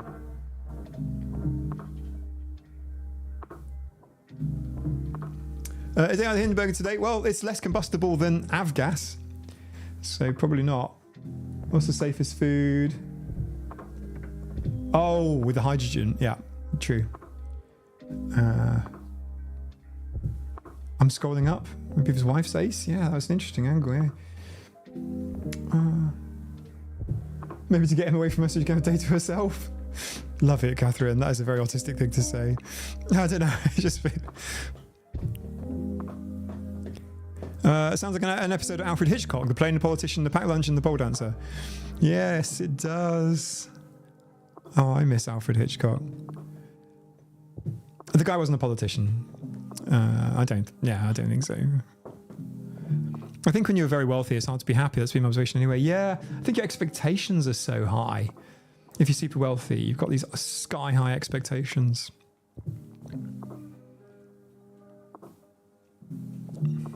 Cool. I think I've caught up with all of the comments now.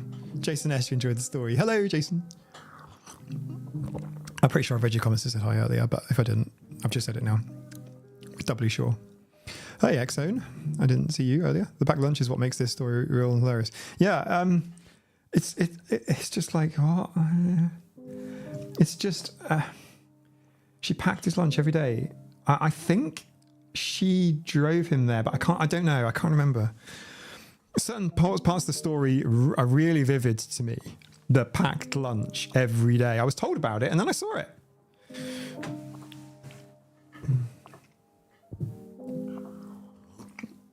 What about charging? How do you charge electric planes? They must chomp through power. Yeah, so essentially it's about efficiencies.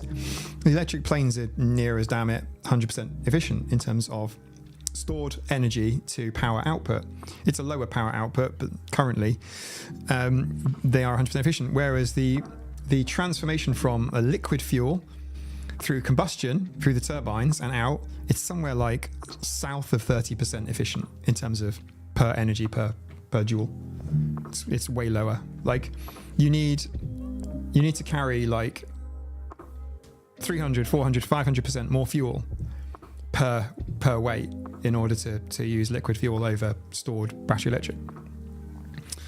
So you don't need to carry the same weight.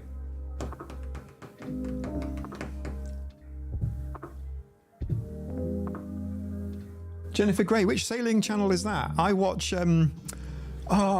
there's a couple and they've had a couple of babies now. I've forgotten the name.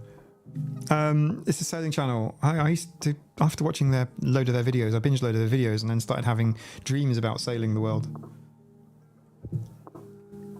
We're about time to run out of battery up in the sky, same as running out of avgas in the sky, same issue.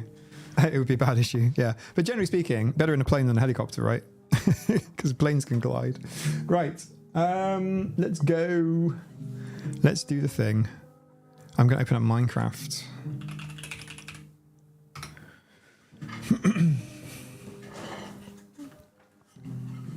Let's have a quick look at the stream health. Oh, that's really funny. So people come for the sex and then as soon as they hear it, they're gone. Sailing Uma. Oh, wow. I didn't realize they were... I'm pretty sure... Yeah, I've seen some of their videos. I didn't realize they had an electric sailboat. It's pretty cool. Of course, they can charge at sea, right? On solar panels, I'm guessing. Right, let me hit play. I want to sail the world more than anything. I'd love to do more travel. I'm with you. But then you have to learn the whole sailing thing, the whole skippering thing. Right. Next, Minecraft. So we've gone from come sail with me. Okay, here we go. All right, 4 people on the server. Hey, Saber, please leave it. Don't knock things off. Thank you. Cats, man, what are you going to do? Oh, I'm breaking things. Right, it takes me a little moment to just move everything over. There we go. How's that? Not bad. Should I move myself? I've been working on something big. Here we go. I'll go top right. How's that? Sabes, please. That's what Saber likes to do. He likes to push stuff off. Right, I'm going to do that, and I can do that, then I can read the text while I'm on the screen, because the text is over here. Let me just, like, that somehow, like, because I'm a bit... I feel a little bit... There we go. How's that?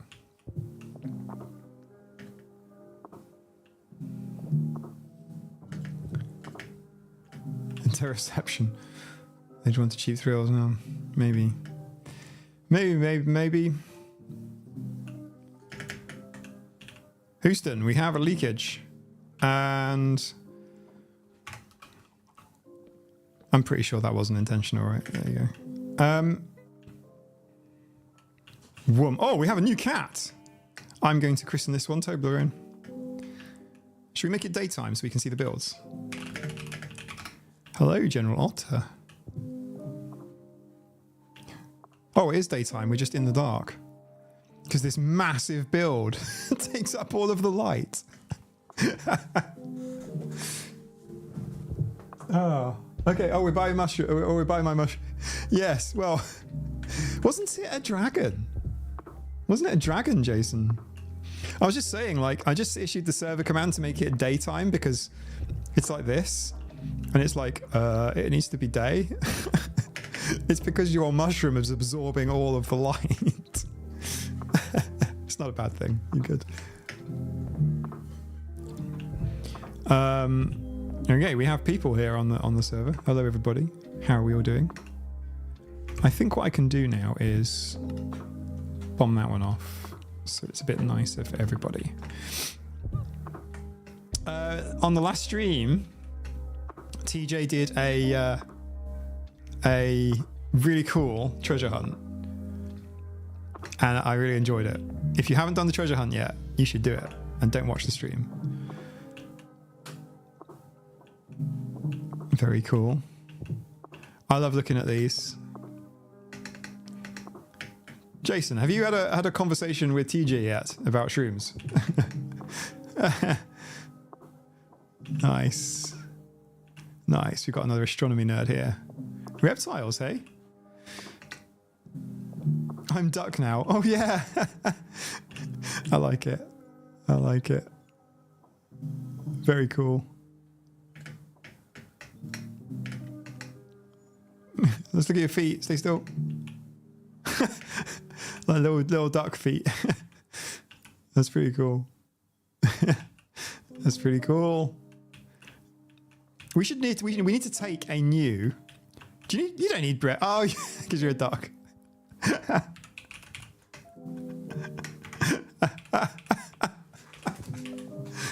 So last time we did this. Last time we did this. That's the Isle of Man flag, by the way, on my screen.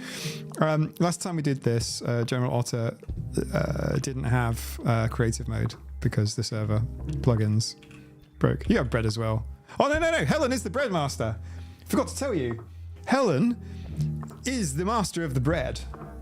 We have... Oh, here you go. Jennifer. Ah, that's some bread. Everyone. Bread for everybody. Bread until the server lags. Where's everyone else? Who we got? We're missing a Zamboni and a frog. Oh, General Otter's gone. Did he lag out because of the bread? Was it too much bread? Oh, it's a new skin. Very cool. What is this one? It looks like a maid. Looks like you're going to do some cleaning. Like around the server. Hey, Amelia, how's it going? If you're here for the sex story, you'll need to rewind about half an hour. Yes, you want to give ducks peas. Frozen peas are really good. Phoebe G, what was Phoebe G? Did the sexy plain story have a moral? No. Just that it's really not... Jew! Wow, you're looking smart. Everyone here looks super smart. I really like everybody's skins. Everybody looks like super, super smart. I like, Helen, how like you basically made yourself in Minecraft.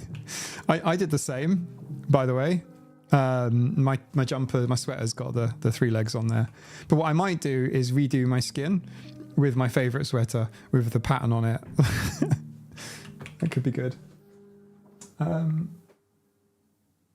Oh, Wendy, good night, Wendy.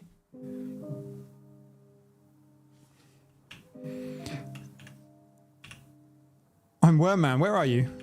Sorry, I was reading. Drawing, Doctor Who, diamond paintings, music. Oh, wow. What is Wormman? I've never actually heard of Wormman. Who is this? Oh, Lauren. Amanda. Ah, yes. Welcome, Giant Frog. Very nice. I like it. Nina likes Doctor Who, by the way. Nina needs her own one of these. My skin is myself too. Hello! All right, 3 of us are actually ourselves in Minecraft. Three of us are ourselves. Zamboni's gone. TJ's gone. What's going on? Why are people leaving? Where did Otter go? Is everything okay, by the way? Vis-a-vis, please let me know if you're having issues with the server. Now's a really good time to mention it. We do have some more sort of updates to do. Giant Frog, welcome. We need to do another photograph at some point. Oh, I've got no more of this, but I do have some cake. Welcome. You're welcome to cake. What's new, guys? Let's go check out the Welcome Center. Sorry, I've been unavailable to help build it. I feel really bad. I don't. I should do a Doctor Who series where he gets senile and becomes Doctor Who Am Ice as Daniel Price. That's brilliant. Jules, it's super bizarre seeing myself in Minecraft on stream, but due to stream delay, me on stream isn't behaving predictably because my shards of removed doesn't display any info. Yeah, I probably, if you're playing Minecraft, I'd probably not watch the stream. Had to log out and back in because of rain. Like, is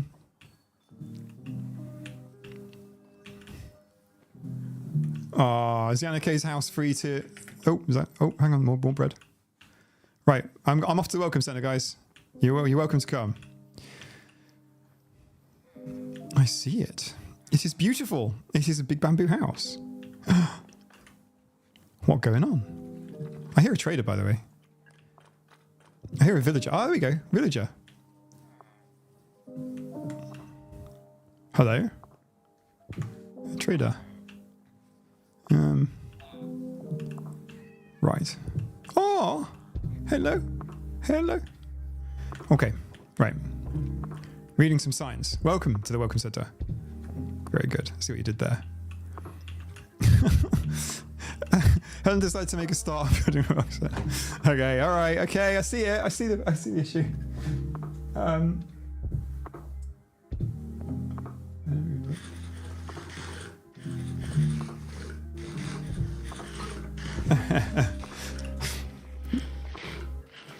Amelia, you can join the server, by the way, using any version of Minecraft. So if you got it on your phone, if you're on a phone right now, you can get it on a phone, which is quite cool. What happened here? Oh, welcome, feed Supreme Anubis. Oh, Supreme Anubis is Jen's neurodivergent's son. That's very funny. Okay. I fed him. He has the feed. Okay, this is the Harry Potter room. I see it. The little Harry Potter cupboard. Did you just eat raw meat there? What's going on? I haven't actually seen like bamboo in Minecraft in such a long time. I'm looking forward to doing some survival, by the way. Everyone's up for doing some survival. We can survive. But I think it would be fun if we all started in different locations. I don't know, maybe not. Maybe we shouldn't. We should all start together. We should have a vote. Democratic Republic of Survival Autistica. Okay, I'm getting dizzy now. Please tell me. Although, I guess you guys flew up here using your powers of flight. Oh, in the Welcome Centre, we should probably leave some elytras and rockets for people. You know, so if they're in adventure mode, they can fly about. That would be kind. We have a lot less strays than I thought, but we're not really advertising the server widely. I've deliberately not mentioned it, so it's all a little bit like best kept secret. Yes, survival. Okay, maybe we should start survival soon. Sooner rather than later then. I'll clone the server, wipe it, and then we'll go. But we'll do it in seasons. Yay! 11k, thank you, TJ. I do like these feral... The feral yippies. Very cool.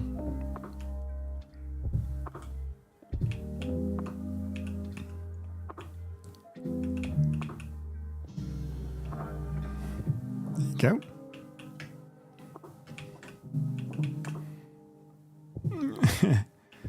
Oh, hello. Where's this go?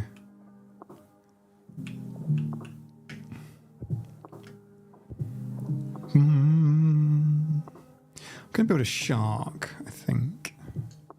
Preaching shark. Oh, I've got an even better idea. Okay, I've got a cool idea. I'm not going to tell you guys. I'm just going to do it. I love the zoo, by the way. That is pretty cool. The Autistica Island Zoo. You guys seen this, by the way?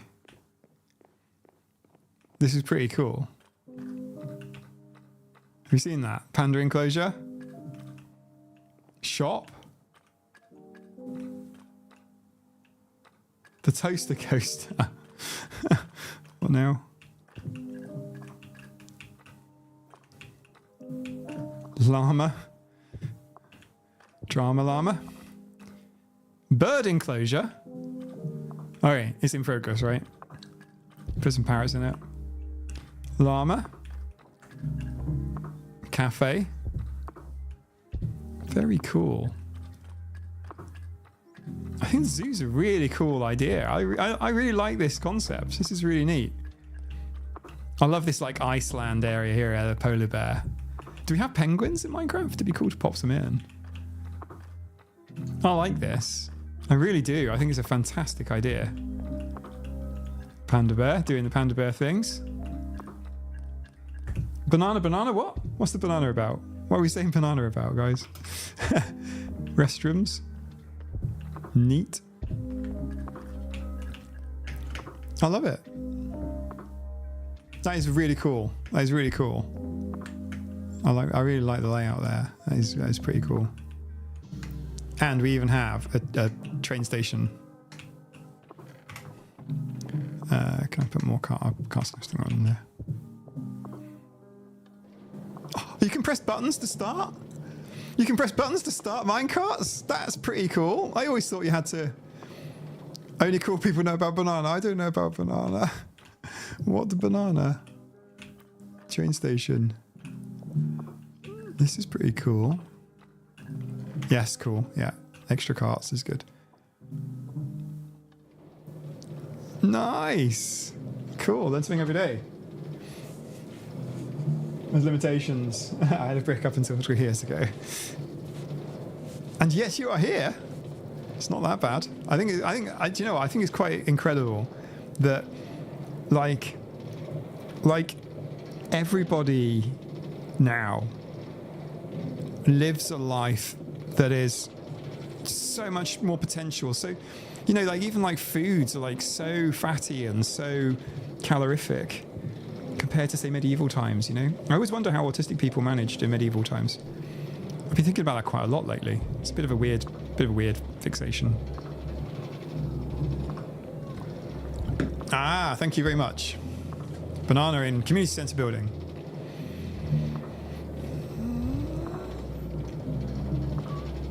This world looks amazing.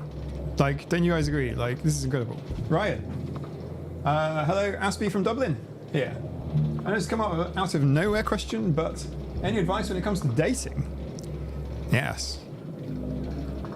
Finding it fairly difficult with my autism and ADHD. You'll find somebody, by the way, or some people, whoever it is, whatever your flavour is, who will really appreciate you for that. I made a video on dating and flirting in February. And one thing I didn't really go into too much detail in there was that people find, like, not everyone, you're not going to find neurotypicals flocking to the different presentation of autism or ADHD, but you will find people that find that attractive.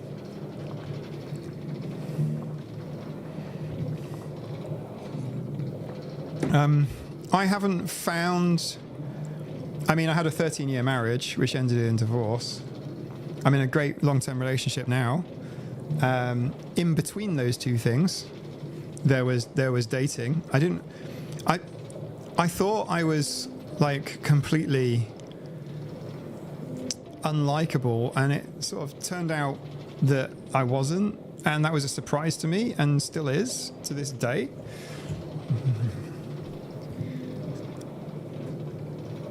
I'll do some content on dating, but it is a really big question. You're going to have to be more specific. I'm pretty open. Try me, but I need a bit more. Mrs. Biffle Chips flirting. What is that? Sarcasm. I'm oblivious to flirting. So am I. It has caused problems in the past. There was one particular example of a friend who thought of me as more than a friend, would turn up places asking about me and kind of always happened to be where I was going to be because I have routines and she would know that. And that kind of ruined the friendship a bit. And certainly with Nina a little bit, it caused some tension. And I just wasn't aware. And I talk about this a little bit in my flirting video, right at the very beginning. In fact, right at the very beginning of that video, Nina opens it. Oh, I live on sandwiches and water. Sandwiches are all the food groups. Carbs, bread, fat, butter, cheese, veggies and meat, or other substitutes and condiments. Exactly, Amelia. I agree with you. Like, the humble sandwich literally can be made a million different ways. And if you're feeling hungry, just eat another one. And can be done cheaply too. In fact, like when I discovered lentils and pulses and beans and things and actually was able to cook them, when I eventually learned how to do that, I'm really sorry to say, it took until my late 30s. It blew me away because I wished I'd known those things when I couldn't afford food. Because those are the cheapest things in the shop and you can make some amazing things with it. Catherine Raven, I think it depends on what you struggle with in relationships and dating. Yeah. Here's a thought for you guys. Is a red flag in a relationship necessarily a bad thing? Sorry, at the very start when you're dating. Red flags? Are they necessarily red flags? I don't know. Like, I was listening to a podcast recently, and the conversation was about red flags not being necessarily red flags, i.e. people that start dating and it goes really, really well. It goes swimmingly, actually. Everything's amazing. Big, long honeymoon period. Things are going better than you could ever have imagined. Is that a building or is that just the land? Oh, what's all this? That looks cool. Like, oh, well, what that purple stuff. I'm digging it. Okay, this is actually sending me into a spin. Who made this? Because the diligence, by the way, there was a mistake in there. I don't know if you saw it in there on the side. Like, the pattern was broken. In there.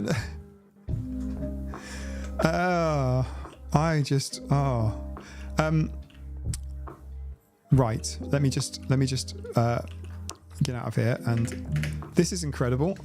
I'm kind of blown away. I love these stations, by the way. Stations are the way forward as we grow bigger, because it means if we have stations, hang on. Have you guys been building this? Is this? No, this is like auto-generated. Must be. No. You guys haven't built the pavements, have you? Because if you have, that's fucking cool. I love the pattern. Must be you guys. Is it? Who did it? I can look it up, but it requires server commands. Right, so as I was saying,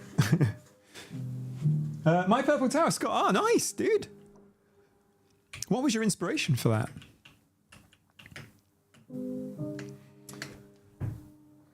Open communication, very attractive. Well, if that's the case, why do autistic people struggle so much? I mean, I'm trying to... people try to explain things to me. I don't know what it is. Red flag's a bad thing in my opinion, but it depends on the flag. A lot of my partner and I have had many red flags. We work them out gradually together with communication. Well, Gwen, this is what I'm trying to say. You've had red flags and you've worked them through. Versus the alternative, which is there's no red flags, there's no drama, there's nothing to work through. Everything's brilliant. You're getting on like a house on fire. Things are brilliant. Things are great. And this applies, by the way, to platonic relationships, friendships. It applies to communities. There's no tension ever. Any sort of residual resentment or tension or any conflict kind of builds. Bang. It's much better to have practice. Look, conflict resolution is a skill and no one's born with it. No one's talented at it. You just learn it through life. I am me, Autistic AF, Mike. I am a amalgamation of my education and experience and time and scars. And that has taught me so many skills that I would never have otherwise. I'm leveled up. because of those things, because of time served and because of struggles and having to deal with relationship breakdowns and things like that. And I sort of don't regret it, but things, you know. Jason S., if there's no friction, be very worried. Yes, exactly. Because we're all human and we're all different, and our needs, and there's going to be no perfect alignment. If there's no friction, somebody's people pleasing more than likely. Jason, 100%.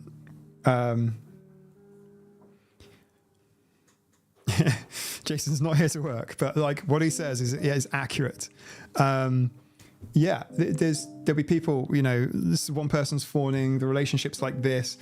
Little Britain has got a fantastic sketch, right? And it's of like, it's an old woman played by David Williams and an old guy, but kind of smaller. Obviously he is, isn't he, Matt Lucas? And the old lady, they're supposed to be like an old married couple, but the old lady is like so dominant. And when the interviewer is set up like an interview kind of situation, they're both sitting on a couch or a chair or chairs. And, you know, whenever a question is asked to the, you know, Matt Lucas character, the smaller one, the other one answers everything and constantly interrupts. And whenever he's trying to say anything, constant interruption. It's a psychologically stable relationship, but it's so abusive. It's like, that's the comedy. That's the amusement. That's why it's funny. Because it's so out there and it's so abusive. It's comedy. But yeah, that's like where one party's like ultra fawning. And the situations that they're telling are nuts, you know, like a plane crash and having to saw off a limb and eat it or something, you know, like it's always the fawner that's losing in this example. It's, you know, that's where there's they don't have internal conflicts because one of them is essentially a slave. And that's why it's funny. And then people can see that in their own relationships or whatever.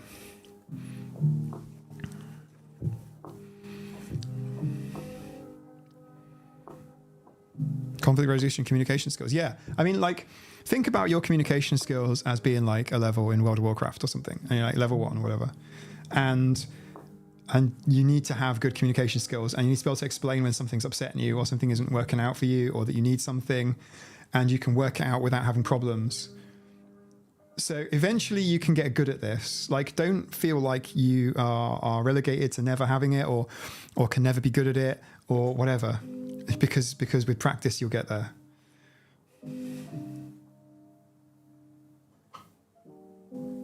I could regret all my relationships because I didn't know what I was doing. Yeah, well, sure.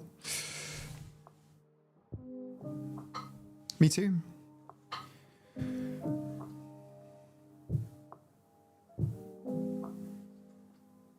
Ryan, all right, gotta go. Get some rest. We'll be back with questions in relation to relationships and taking another time. Good night. Take care. God bless. Thank you, Ryan, and thank you for the food for thought there. I hope you're well, and it's more than likely a topic that we'll talk about more and more and more over time. I can see the other autistic cats giving you some advice here. Sorry, I'm trying to read with my weird eyes, and there's a light behind it.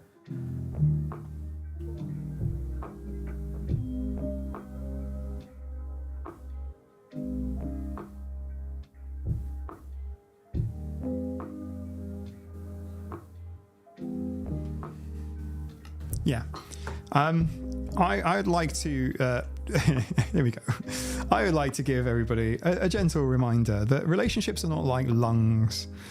You know, you can live without them, and you shouldn't lose your true self as a result. This is weird. You shouldn't lose your true self, you know, by masking endlessly in relationships, as I have done previously and things. But like, as with all these things, you learn. Conflict is always going to happen. Like the sun coming up every morning. It's just how you manage it, and you get skilled at it. And if I can give you an example that may not be relatable, but maybe it will be, look at my YouTubing. I feel more comfortable now. I feel more confident, and I feel more capable. And it's purely because of like leveling up. I'm like level 7 now or something. Level 11. There you go. Whatever. Like it just like feels like you're like leveling up. And this goes true for any skill. Anything you do, you're capable. But you start on level 1. And there's some really funny memes about this, which I reacted to today. Oh my goodness me, there's some really hilarious memes. The one about ADHD hyperfixation. You get a new ADHD hyperfixation, but you're shit at it. And you kind of have to struggle. And you're like, you're level 1 all over again. That's funny.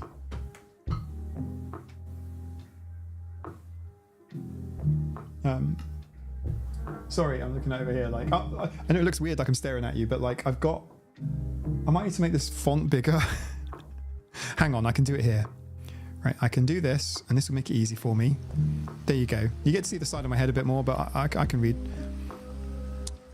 Jason S, love that. Can I steal that? Relationships are not like lungs. Yes, please. Take it. Take it with you. It's my phrase. I haven't taken it from anywhere. Go enjoy. Enjoy it. Use it. It's not like a necessary organ, basically. You will survive. But then again, like if you are in a long-term relationship or even a shortish one, you can become codependent on someone else. And I think that's a bit of a risk as well for us neurodivergent folks, because look, we have support needs. And when you've got someone else meeting those support, Saber then, just break something. When you have support needs and you have someone else perhaps you're in a relationship with and they're helping you to meet those support needs and they're kind of filling in for gaps where you're weaker, and then the relationship goes sour, it has to end, then you all of a sudden find yourself kind of at a bit of a loss, perhaps more than a neurotypical would be. I'm going to use it. I hope it helps. Like, think it through, by the way. We've hung out plenty, and I feel like you get my vibe.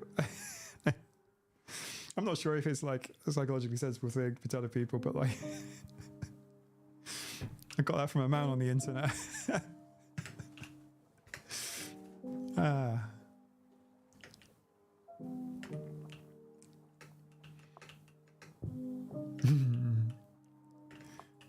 Hitchhikers. Oh, look! What is this? I get confused sometimes because of like how new Minecraft is as to whether that's a human build or a computer build. And if I bring up admin tools, it'll block the whole screen. It can tell me, but it won't make for a very interesting streaming experience. Very interesting. This looks like a high diving board of some description. There's sheep stuck up here with nothing to eat. Mildly concerned about them. Up here is cool. I love the coffee shop.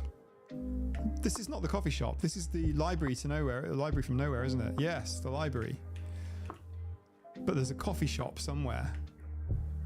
There's a really cool coffee shop with a massive coffee bean above it. And it looks really cool. Okay, it's this way, isn't it? The coffee shop. There's so much stuff on this server. I just can't. Hey Helen, how's hubby doing? Oh, it looks good. We're not judging or anything. I'm just, oh, it is. Yay, coffee bean. Look at that. Hey Jason, look at that. You like coffee? Look at that.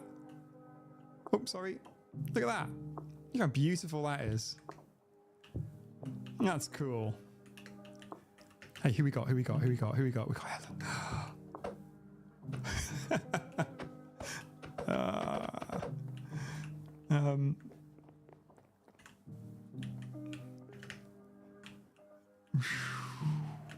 Love it. Massive bean. So that was sorry. I need to move some windows around. Right, let me just a bit of computer admin. Do you know what I mean? A bit of computer admin. I'll move that over there. I'll move that over here and here. There we go. All right, cool. No, it's not quite comfortable for me. Sorry, everyone. I'm trying to make myself comfortable on my own computer. All right, there we are. Do we need permissions to make stuff or something? Yes, we do. This is what I have to do when you guys join. That's it. The end. That's it.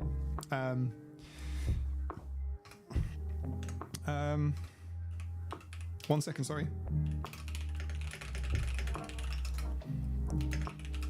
Are you on the stream, Jewel Shadow? It means I can talk to you rather than stop what I'm doing and type.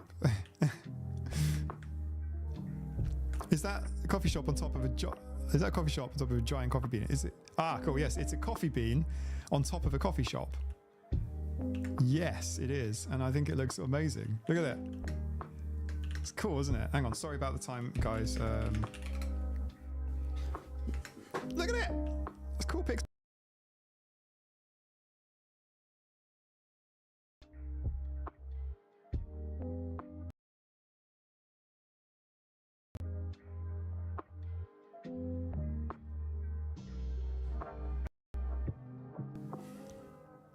Sorry, everybody.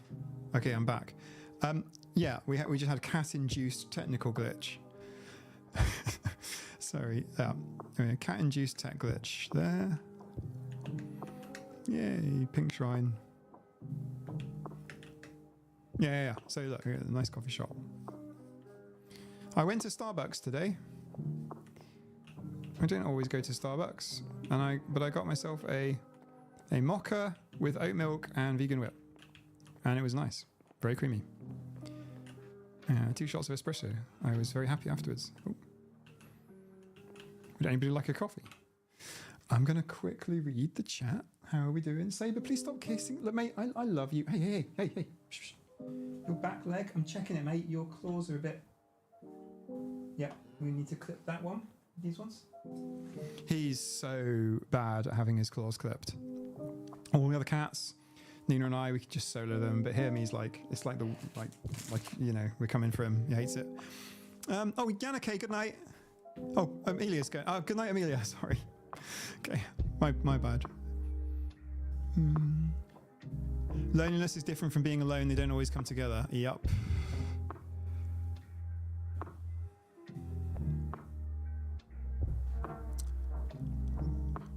I think people forget that friendships are also relationships and can be fulfilling. Romantic relationships aren't necessary for everyone. Yeah, 100%, Catherine. Totally true. The other thing is, let's say you have a really good romantic relationship, right? You shouldn't expect all of your needs to come from that one person. You can, you know, that's what friends are for too. Hello, what would you like? We have green and we have brown. Would you like green tea or would you like coffee? This is all we could do. We appear to have cactuses. Which would you like? You're gonna see me, aren't you? Come on, there's got to be a mark. Come on, Minecraft. You don't even have. You do have coffee. I'm sure there's a coffee. Maybe it's a mod I'm thinking about. Take care, Jason. See you soon. Yeah, Phoebe, I always get the iced latte. Okay, what's that like? Iced latte. I'll have to try it. I wonder if it would have too much ice, too watery for me.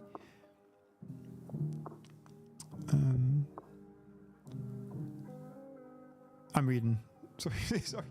Brown. Okay. I'll just get this brown over here. And I was going to throw a brown at you, but I can't. Do you know what we have? We have a special today. We have a special. You know what's coming. You know it. No. This is our special. Are you ready? I'm sorry. It's jungle cake. We have a special jungle cake. You have your painting back. I don't need it. We just got a special. Oh, did I destroy the painting? I'm sorry. See how much of a noob I am? Did I actually just take the painting off the end? I'm sorry if that was me. I think it probably was, wasn't it? I realise what I've done now. I didn't realise that if there's a block there and you place another block next to it, it will actually remove that block. If it's a painting. Learn something new every day. It doesn't happen to signs. One person doesn't have to be your everything. This is true. Well, can be your everything, sort of, but then also not your everything. So, you know, like, it's good. It's good to have that spread. I think it's good to have. Right, I'm going to TP myself to TJ. No, sorry everyone. I'm so bad. It's a Zamboni. What the hell? He's building the Golden Gate Bridge, the madman. He's making this on a Nintendo Switch, everybody. Ah, you have a slight issue. There is a building in your way.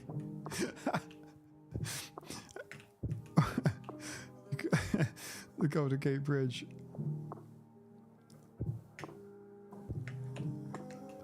Why did you choose that? It's fine. Oh, I see, because of the water. Yeah, it makes sense. Oh, I see underneath as well. Wow. Okay. That's a monster build. Oh, what the hell is this?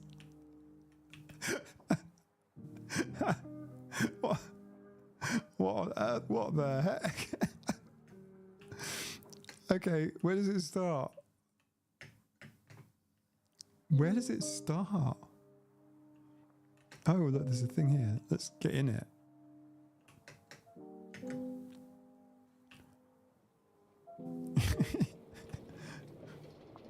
It's a Helter Skelter, kinda. Okay. Oh, that's brilliant. That's brilliant. That is brilliant.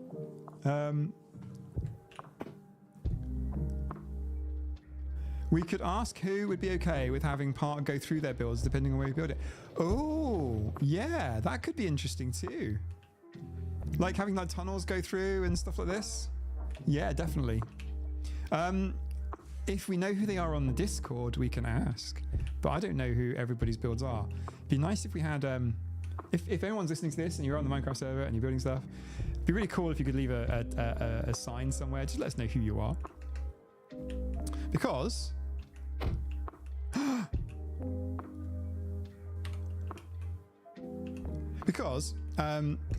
it would be nice to know, and then we can. Electrocourse, nice. Yeah, I like it. I like it. The creativity from you guys is amazing. You watch me come into my own during survival season. That's when you watch AF go. Okay, I can cut down trees like nobody's business.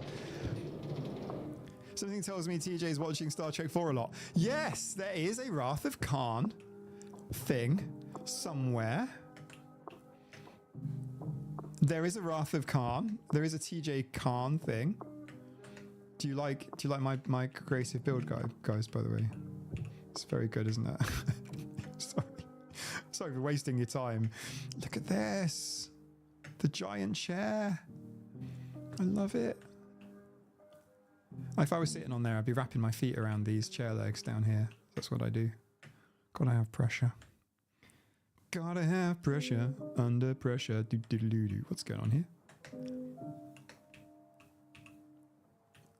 Oh, okay. Someone's... is this you, General Lotta?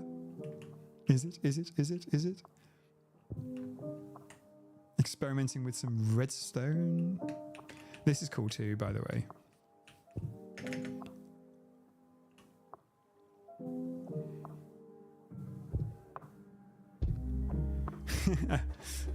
Gratitude Temple. There's this every Sunday, 12 p.m. Mountain Standard Time. Someone needs to go to this. Oh no, I was just saying, like, were you? Because you said you wanted to do redstone, and there's some redstone. Just thought maybe you're building some redstone.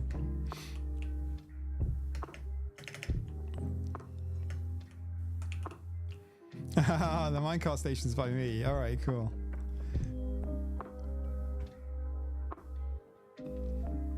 I might have to make a video, you know. Just sort of show off like every build.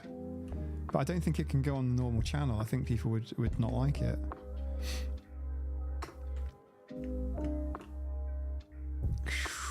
Big cheese. Love it. I'm going to do some pixel art too. I need to get some inspiration. Here we go. Aww. Oh. Yeah, with dye. Oh, sorry, you've answered the question already. Oh no, I'm bad at that. Right, click the sign with dye. You can make it go... you can use glow sack to make it glow. This is cool. Who did the Teeth Fairy, by the way? Got to own up. Can I contribute?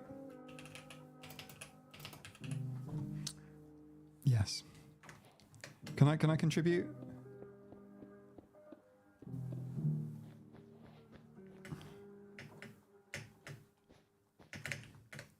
That's my contribution. Now we have tea.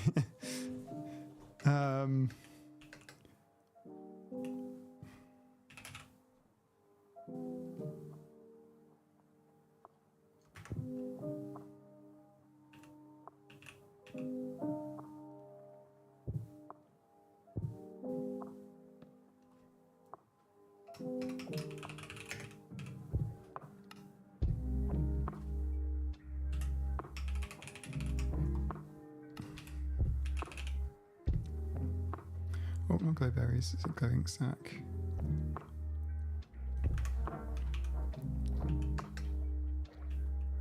Okay, so it just says remember to hydrate on it. That's all. There's a little Easter egg there for people. I might do the big hydrate sign behind here. Meow. Love it. These builds are so beautiful. I have to go feed the Funny Farm residents now. They're coming to take me away, haha. I'll come back to you still alive when I'm done. Ah, bless you, Amelia. Enjoy. Have fun. I like feeding the residents. Who's cutting onions? What achievement's that? How do you get that? Obtain crying as obsidian. Okay. Interesting. So much in Minecraft has changed, you know, since I used to play it. But I'm very much survival orientated. I build functional buildings, not pretty ones.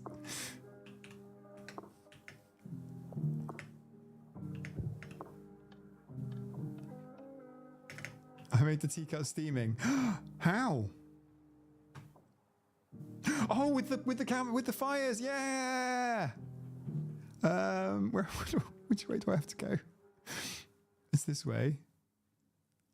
Sure it is. Yeah, it's this way. You get the hang of it eventually. It's quite a big server. Yeah, Mike, for instance, I put some tea in. It had nothing. It was just a mug. It was an empty mug. The Tea Fairy's empty mug. Hang on. I'm going to teleport myself to you. And at least I'll be... Ah, yes! General Otter, yeah! That's what I'm talking about. That looks good. That looks good. I love it. Okay, that's cool. That's cool. That's cool. That's cool.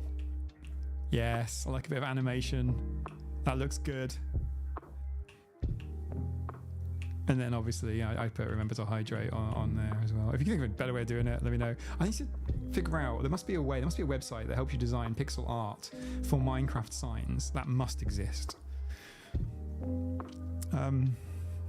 TP, Mike, you have to TP to me. I will, I'll do it right now. Boom. Holy shit balls. Who the hell built this? What the hell? Did you build this with commands? Come on, what the hell? What the heck?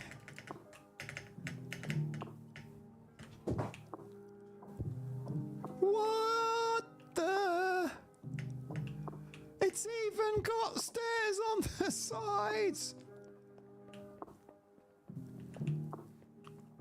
What the heck?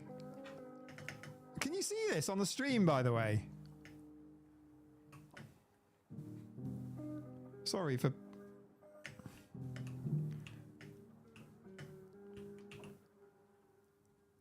you want me to tell you who did it? Should we... Oh, Mark B, okay. Because we can, every block, this includes opening and closing doors, by the way. Everything is stored in a massive audit table, which probably needs clearing down after looking at this. A mega build. That will use a lot of data. Holy crap.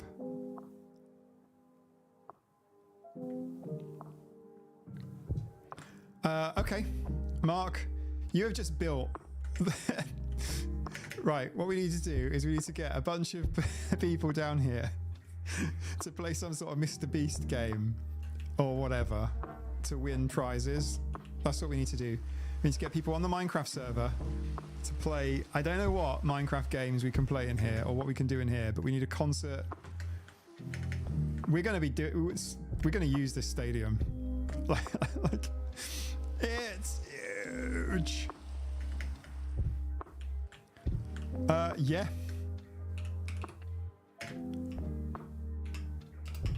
No, last time I did that, things went really badly. Okay, hang on, I'll do it. Hang on.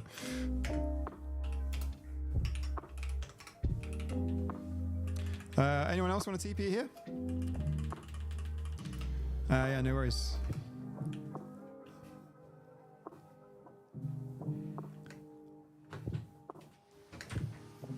This is incredible, right?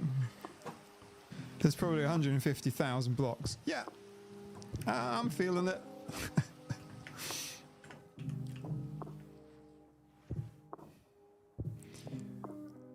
Holy moly. Choose dragon, yeah. Okay, I'm not going to do a TP like as in like the everything command, because last time I did that, we've had problems with teleporting commands before.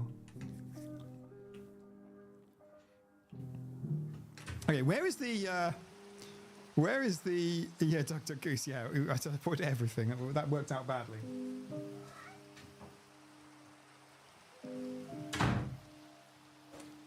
Jew the dragon. This is quite a big stadium.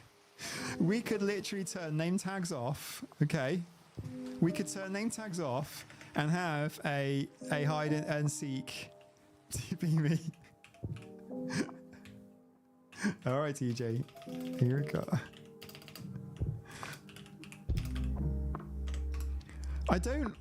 Look, I was thinking about doing some mega builds, like, together, but this has to be the only server where people do mega builds on their own. I know parallel play, etc., but this is something else.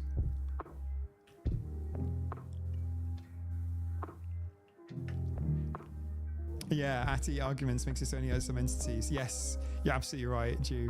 I'll have to go look it up. Previously, I'm not sure if you're on the streams for those or not, where I've teleported everything, every entity, mob, player, neutral, animals, the whole lot. I've teleported everything to one spot, and then I had to kill everything. The next book is Untypical by Pete Warmby, and I was hoping to get that video out today, but I've gone for something else instead. But it will be out very, very soon, like autistic AF time. This is bonkers. Right, where is the stadium in relation to everything else?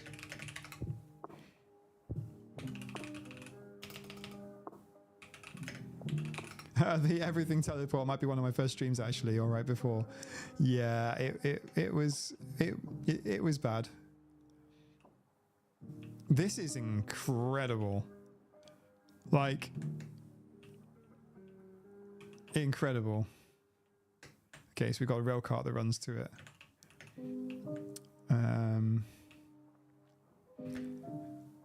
Mark, what are you going to name this stadium? This is incredible. Yeah, it's pretty incredible. Right, I'm having a little run around the outside. I just want to see what it's near.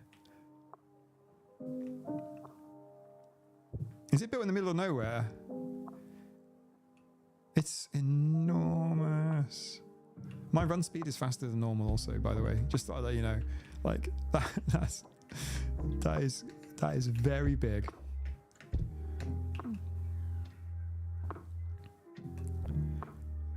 Yes, you get that from the station. Oh, great, cool. Cool beans. Well, we need to book you too to play here. Yeah. That is something else. That is some effort, dude.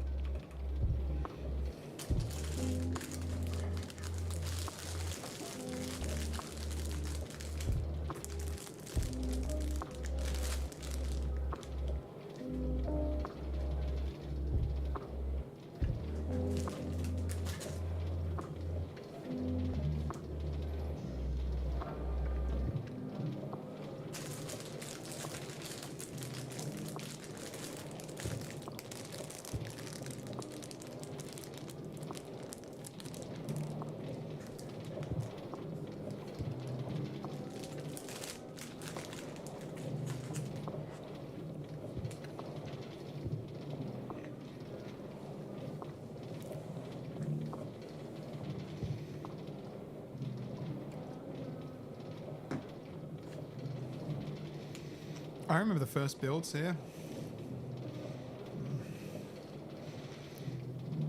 This is incredible.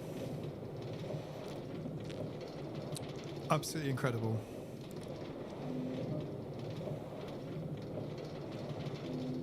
I thought the train station was that way. Oh, I see.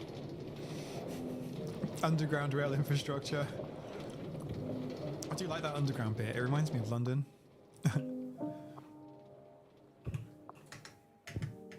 Oh, sorry. If the cart goes, it will stop eventually, won't it? Wow, wow, wow, wow, wow. This needs to be turned into the Hella station. Hey, welcome, Marta. I love this. Remember to hydrate. Yes.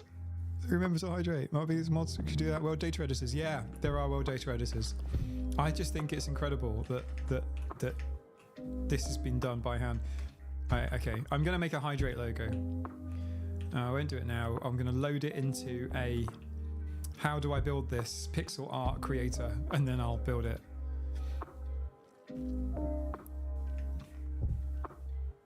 Bonkers. Oh, no, I don't want to give anything away. Yeah, have a good look at those.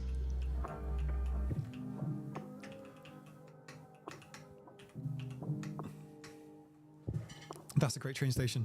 Mrs. Biffleships.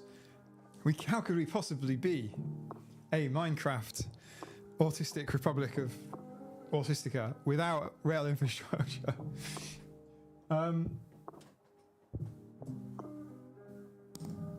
Minecraft noob here. Can you import a build from one world to another? Not easily. There probably are ways to do it.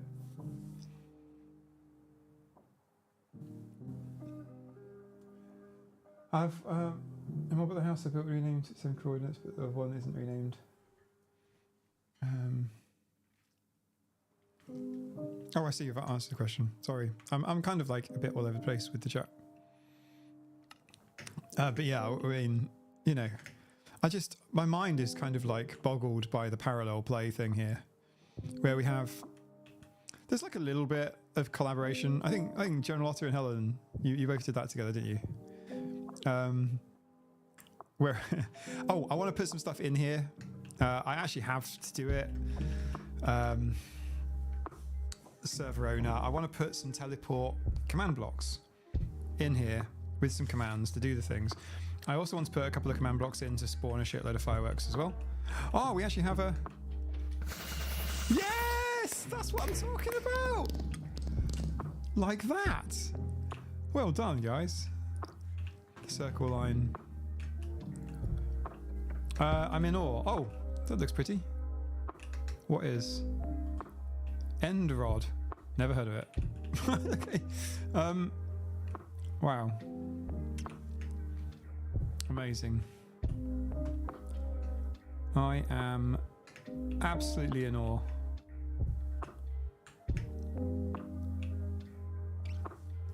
I do feel like I need to contribute a big build. And more pixel art. I want to do a breaching shark. Where are we at? I want a list of who's building what. The world's amazing. I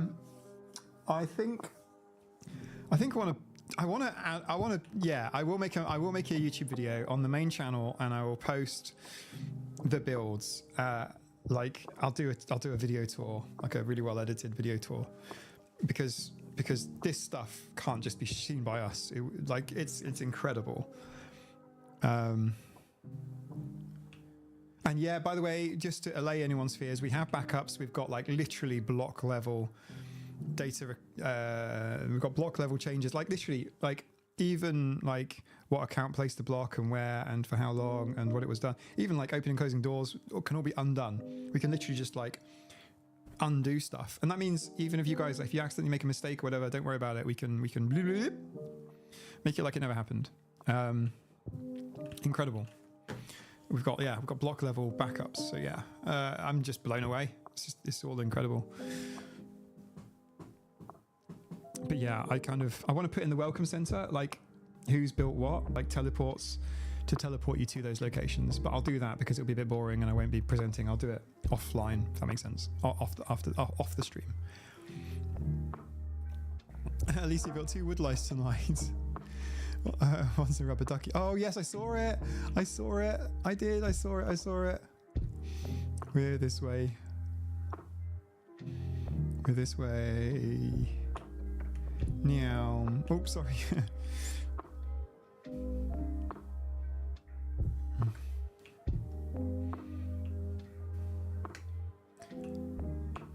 Sorry for spinning everybody around. I was doing a navigate. I seen it somewhere. I saw the rubber ducky one like a week ago. Need to find it. The other town, the other set of towns, the other set of buildings. Okay. Love the Golden Gate Bridge. What is that? Okay.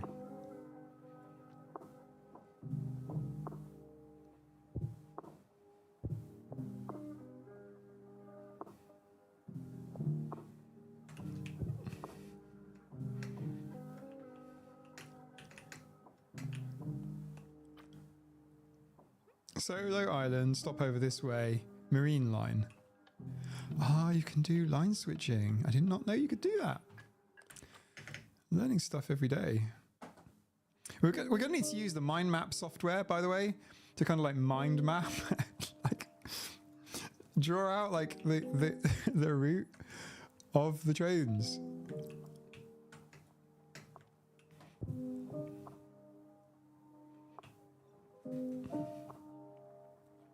Because there's a lot to see here.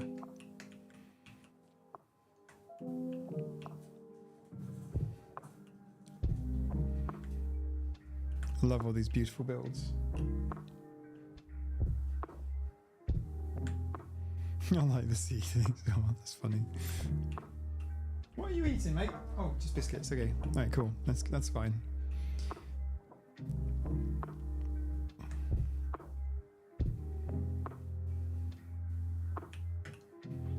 Library at the end of nowhere.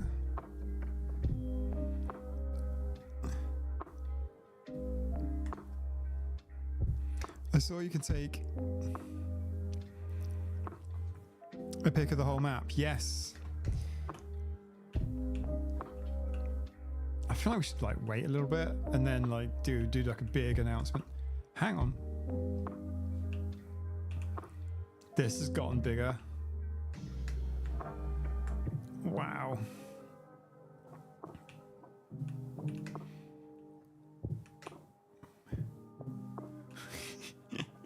There you go. Got them. These.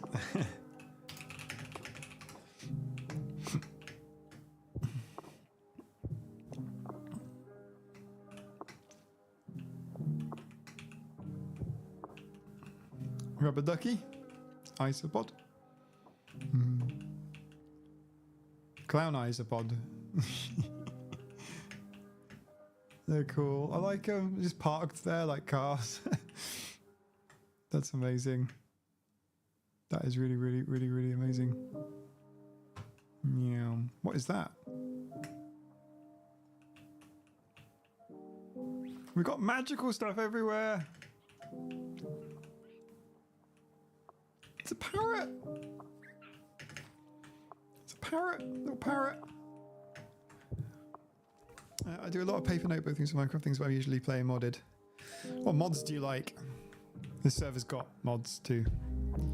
It's kind of vanilla-ish.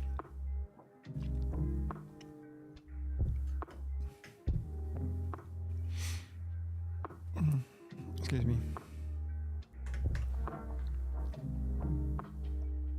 I'm gonna log out at the coffee shop.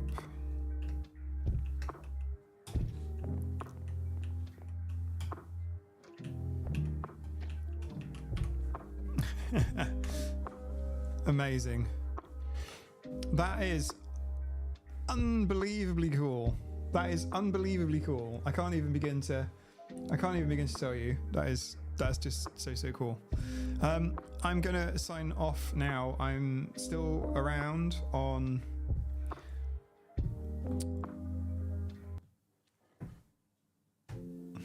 That's better. I'm going to sign off now. I'm still around on the scratching post, so I'll see you there. I'm umming a lot. It's only been 3 hours. Thank you all for turning up. I hope you enjoyed the sex workers and sandwiches in a private plane story. It's train system, elevators, and the whole look of the mod suits we see well. Nice. I'll bear that in mind. I'll have a look. I'm happy to install mods. See what we see. See what we think. There's conversation about the Minecraft server in the Scratching Post Discord. I'll be streaming again in a week, but then maybe again before then. I just have a couple of ideas. I don't know. I feel like taking you guys rock pooling, but you know, I want to get out and about. So there'll be some mobile tests. There'll be at least 2 or 3 of those before 24-hour stream gets booked in. So that will happen. The 24-hour stream is very much on my mind, but like there's a few kind of milestones to get there. Autistic, planning, etc. General Otto, I'm looking forward to the V review. Yeah, well, that would have been out tonight if I wasn't doing this. So it'll be out. There's a possibility I'll hyper-focus on it and get it out tonight, but I think tomorrow, well, 8 hours time, or maybe it'll either be like 3 hours time or 8 hours time. It might be in 3 hours actually. I've got a habit of just posting stuff and not wanting to like wait and hold on to things. I just get it out. Thank you so much for posting some of those memes, by the way, General Otter. Quite a few of them are posted by you, so appreciate that.